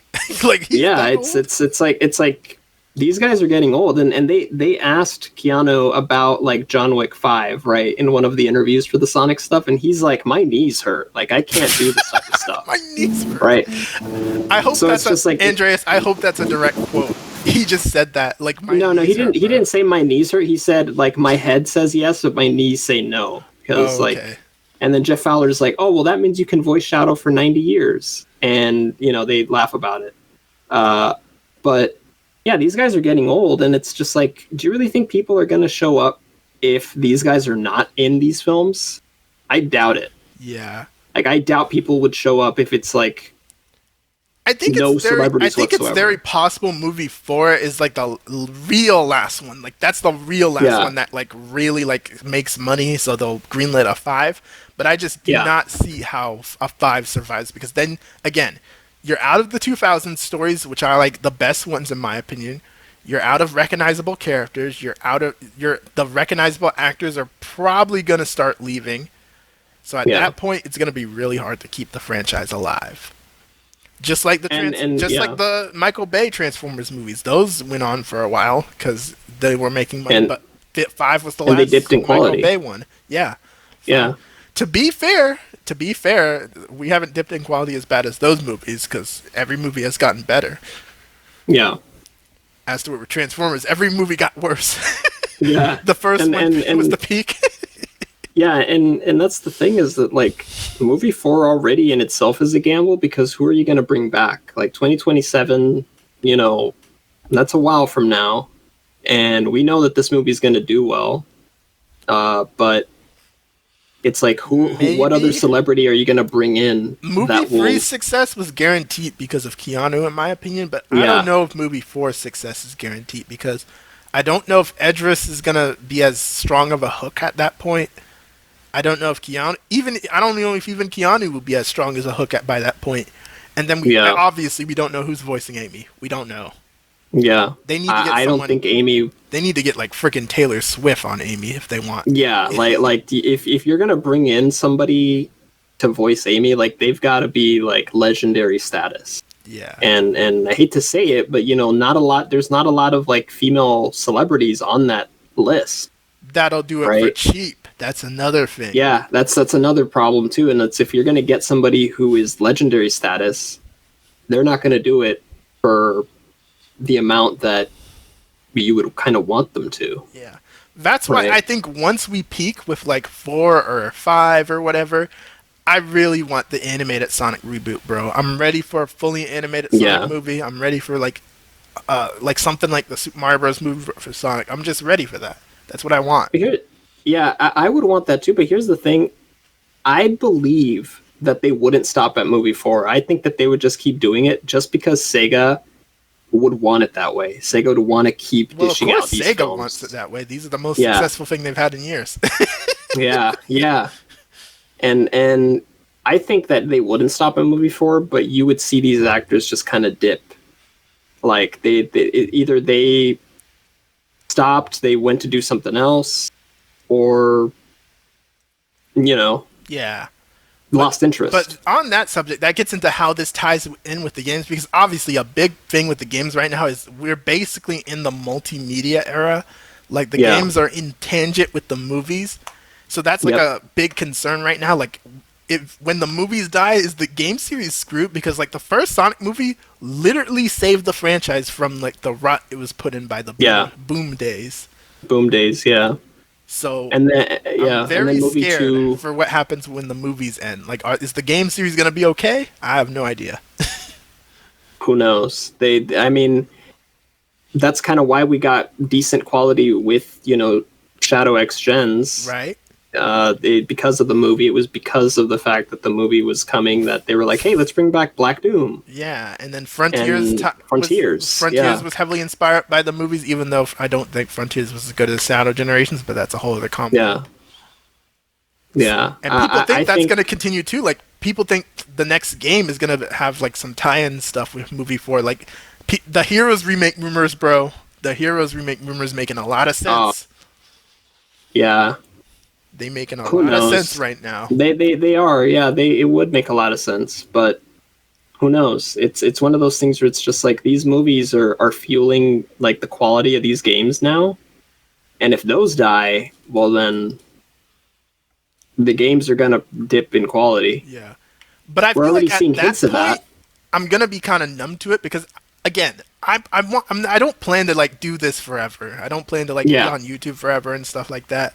So, like, when we do get to that point where, like, the movies are dying off and the games are dying off, it's going to be to a point where I'm not covering this stuff as often anymore. So, I'm not going to say I won't necessarily care because I want Sonic to keep living. I love this franchise. It means a lot to me. But I understand that not everything lives forever, Yeah. I would say that, like, the last few games, like, Frontiers, I think, was just okay. And then Shadow X Sonic Generations is kind of just a lot of that. I feel like was like more of they didn't have to do anything crazy. It was more of just don't fuck up this part. So I do think Shadow Generations is generally good. Frontiers is the game that I think is like the Sonic game of all time. Like it's not bad, but do I struggle to say that game is good? I completely agree. Frontiers is like the one game where you can kind of tell that Sega was like, okay, we got to step it up a little bit. Yeah. Because here's the thing. I think Sega wanted Frontiers to be big, but then the budget held them back because we got to remember, Frontiers is coming out of the era where they were literally dying. Yeah. Well, yeah. I mean, they're coming out of Sonic Colors Ultimate, which is a big flop. Oh, don't get me started. And now, like, we're getting hints of Sega kind of dipping in quality with this new racing game that they've shown off. Oh, that they didn't want to show off. Sonic so Crossroads. There's that. Again, that's a whole other combo. Don't even get me started. And that's another, like, game that's going to be fueled by movies. Because if you're going to have, like, a crossover type thing with worlds and stuff, I'd imagine it'd be tied to movie worlds somehow. Maybe? Because I don't know, but that's a whole other conversation. I got to do a video on that. Someone remind me to talk about that. But yeah, the only other last thing on my talking point is how would you compare this to other video game movies and like the Mario movie? Do you think we'll get more Sega movies? And that's it. That's the last talking point. So what are y'all thoughts on that? I don't think we're gonna get like other Sega films. Like I know Sonic fans are hopeful that they're gonna make like Shenmue or like Shinobi, or they're gonna make a Crazy Taxi, movie, Echo the Dolphin movie, bro. Echo the Dolphin. No, I just don't think these IPs are strong enough like Sonic. Yep, Like, yep. would you really show up for a fucking Streets of Rage film? I would. Like, and Conan, I think Persona is a series right now. That's the rumor. I think it's a series. like Netflix series? Unless they changed it. Is it a movie? Yeah, yeah. I just, like I don't... If it's a movie, that's it about to probably be is. hilarious, bro. Yeah. No, I just don't think that they would do, like, another IP that, like, Sonic is their IP, like, their top IP. It can. That's... It's like, who's going to show up for a Crazy Taxi movie? Right. Like, who's going to show up for a Shinobi movie? It's like Sonic fans love these games. We're not getting a Sega cinematic universe. It's hilarious to entertain. Maybe I'll make like a joke video entertaining it, but it's not happening. I understand. Like a Yakuza movie? Like, we do have the show. The show exists. And apparently the show, I've heard the show is trash. Well, there you go. So it's just like, does Sega have the brands and the IPs that'll like flood people to the theater? I don't think so. I think Sonic's the only one. And and even though the Sonic movies are good, I feel like video game movies are not consistently good yet. Yeah, like it not. really is Sonic and Nintendo carrying the video game movie goodwill right now, and just barely, I'd say. Barely. Nintendo played it safe with their Mario movie. Oh, and don't get me wrong. I love that movie. I'm a huge simp for that movie. I like defend it daily, but even I understand it's very simple. It's not crazy as a movie. Yeah, you could have done so much more. And I will say the Mario movie did do something right, in that it made everything like CG, so everything looks beautiful and it looks like you're coming out of a game. That's the reason why I still think it's the best video game movie. That and the OST. The OST being mostly game music besides the mainstream songs is the reason why I think it's the best still. Like, I know people were arguing about this hard with Movie Free, because Movie Free's highs are high. Like, you're not going to get something as tragic as Maria's backstory in a Mario movie. Maybe if they touch on Rosalina's backstory, because she has a tragic backstory, but I don't even know if they focus on it in depth. I hope so. Yeah. But yeah, you're not going to get something that tragic. So that's the reason why I think Sonic Free is close. I'd say Sonic Free is the closest movie to like really getting up there as like the best video game movie. But again, the tonal whiplash of Sonic Free holds it back. Oh yeah, it does. It does. And that's the thing, is that like even Sega's other IPs just don't have the type of stories that people would go to see. Right. Like, if you want to see a film that's like Shinobi, go watch John Wick or something. Comparison to Nintendo, who they have some options. We know Zelda's coming. Nintendo has Zelda. Zelda's huge. And let me not get into Zelda, though, because that's a whole other combo. What tie-in song are we getting for Zelda? No, bro. What license song? Don't get me started on Zelda, bro. I have no clue. It's got to be something from the 80s, though, because Hollywood loves 80s music all of a sudden. Oh, my goodness. Yeah. Yeah. But, Nintendo has, like, heavy hitters. They've got Donkey Kong. They've got fucking Zelda. To be fair, there's only so many of their IPs I think they're going to turn into movies. Like, I don't think they're going to give every IP of theirs a movie. Oh, yeah. I think it'll mainly be their top ones, like Splatoon. I think Splatoon is getting something. It's huge. It's huge right now, like in Japan especially. I think Splatoon is something. Yeah. Animal Crossing, I don't freaking know. I don't know if they're going to... How the hell are they going to do that? I have no idea. It's like a drama. But I can easily see the top series. Mario, Donkey Kong, Zelda, and all that. I think they're going to get something. But Sega, their only option really is Sonic, I think. Yeah, there's no way. There's nothing else that Sega's done that's, like, completely, like, captivating. And I know I sound like a Sega or a Sonic hater saying that, but it's just like, what other IP is like... We're going to get roasted so hard in the comments. Yeah. Like, why are you not praising Sonic, Andrés? Yeah.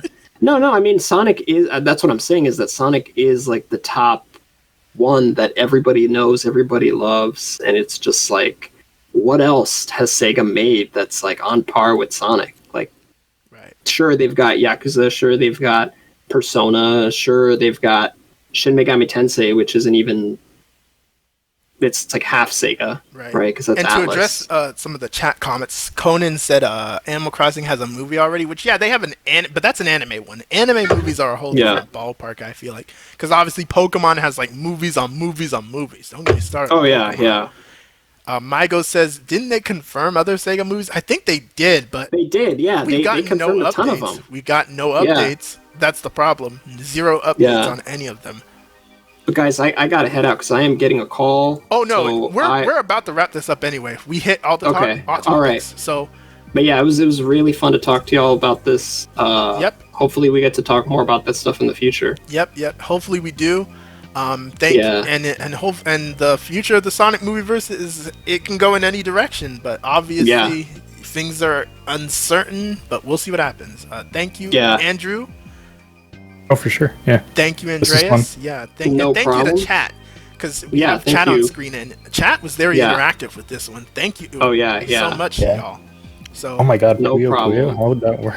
Yeah. Chat was very active. I will talk to y'all soon. This. You'll see it in the re-upload. But so I'll go ahead and end it. And this has been Nux, and I'm out. Peace out.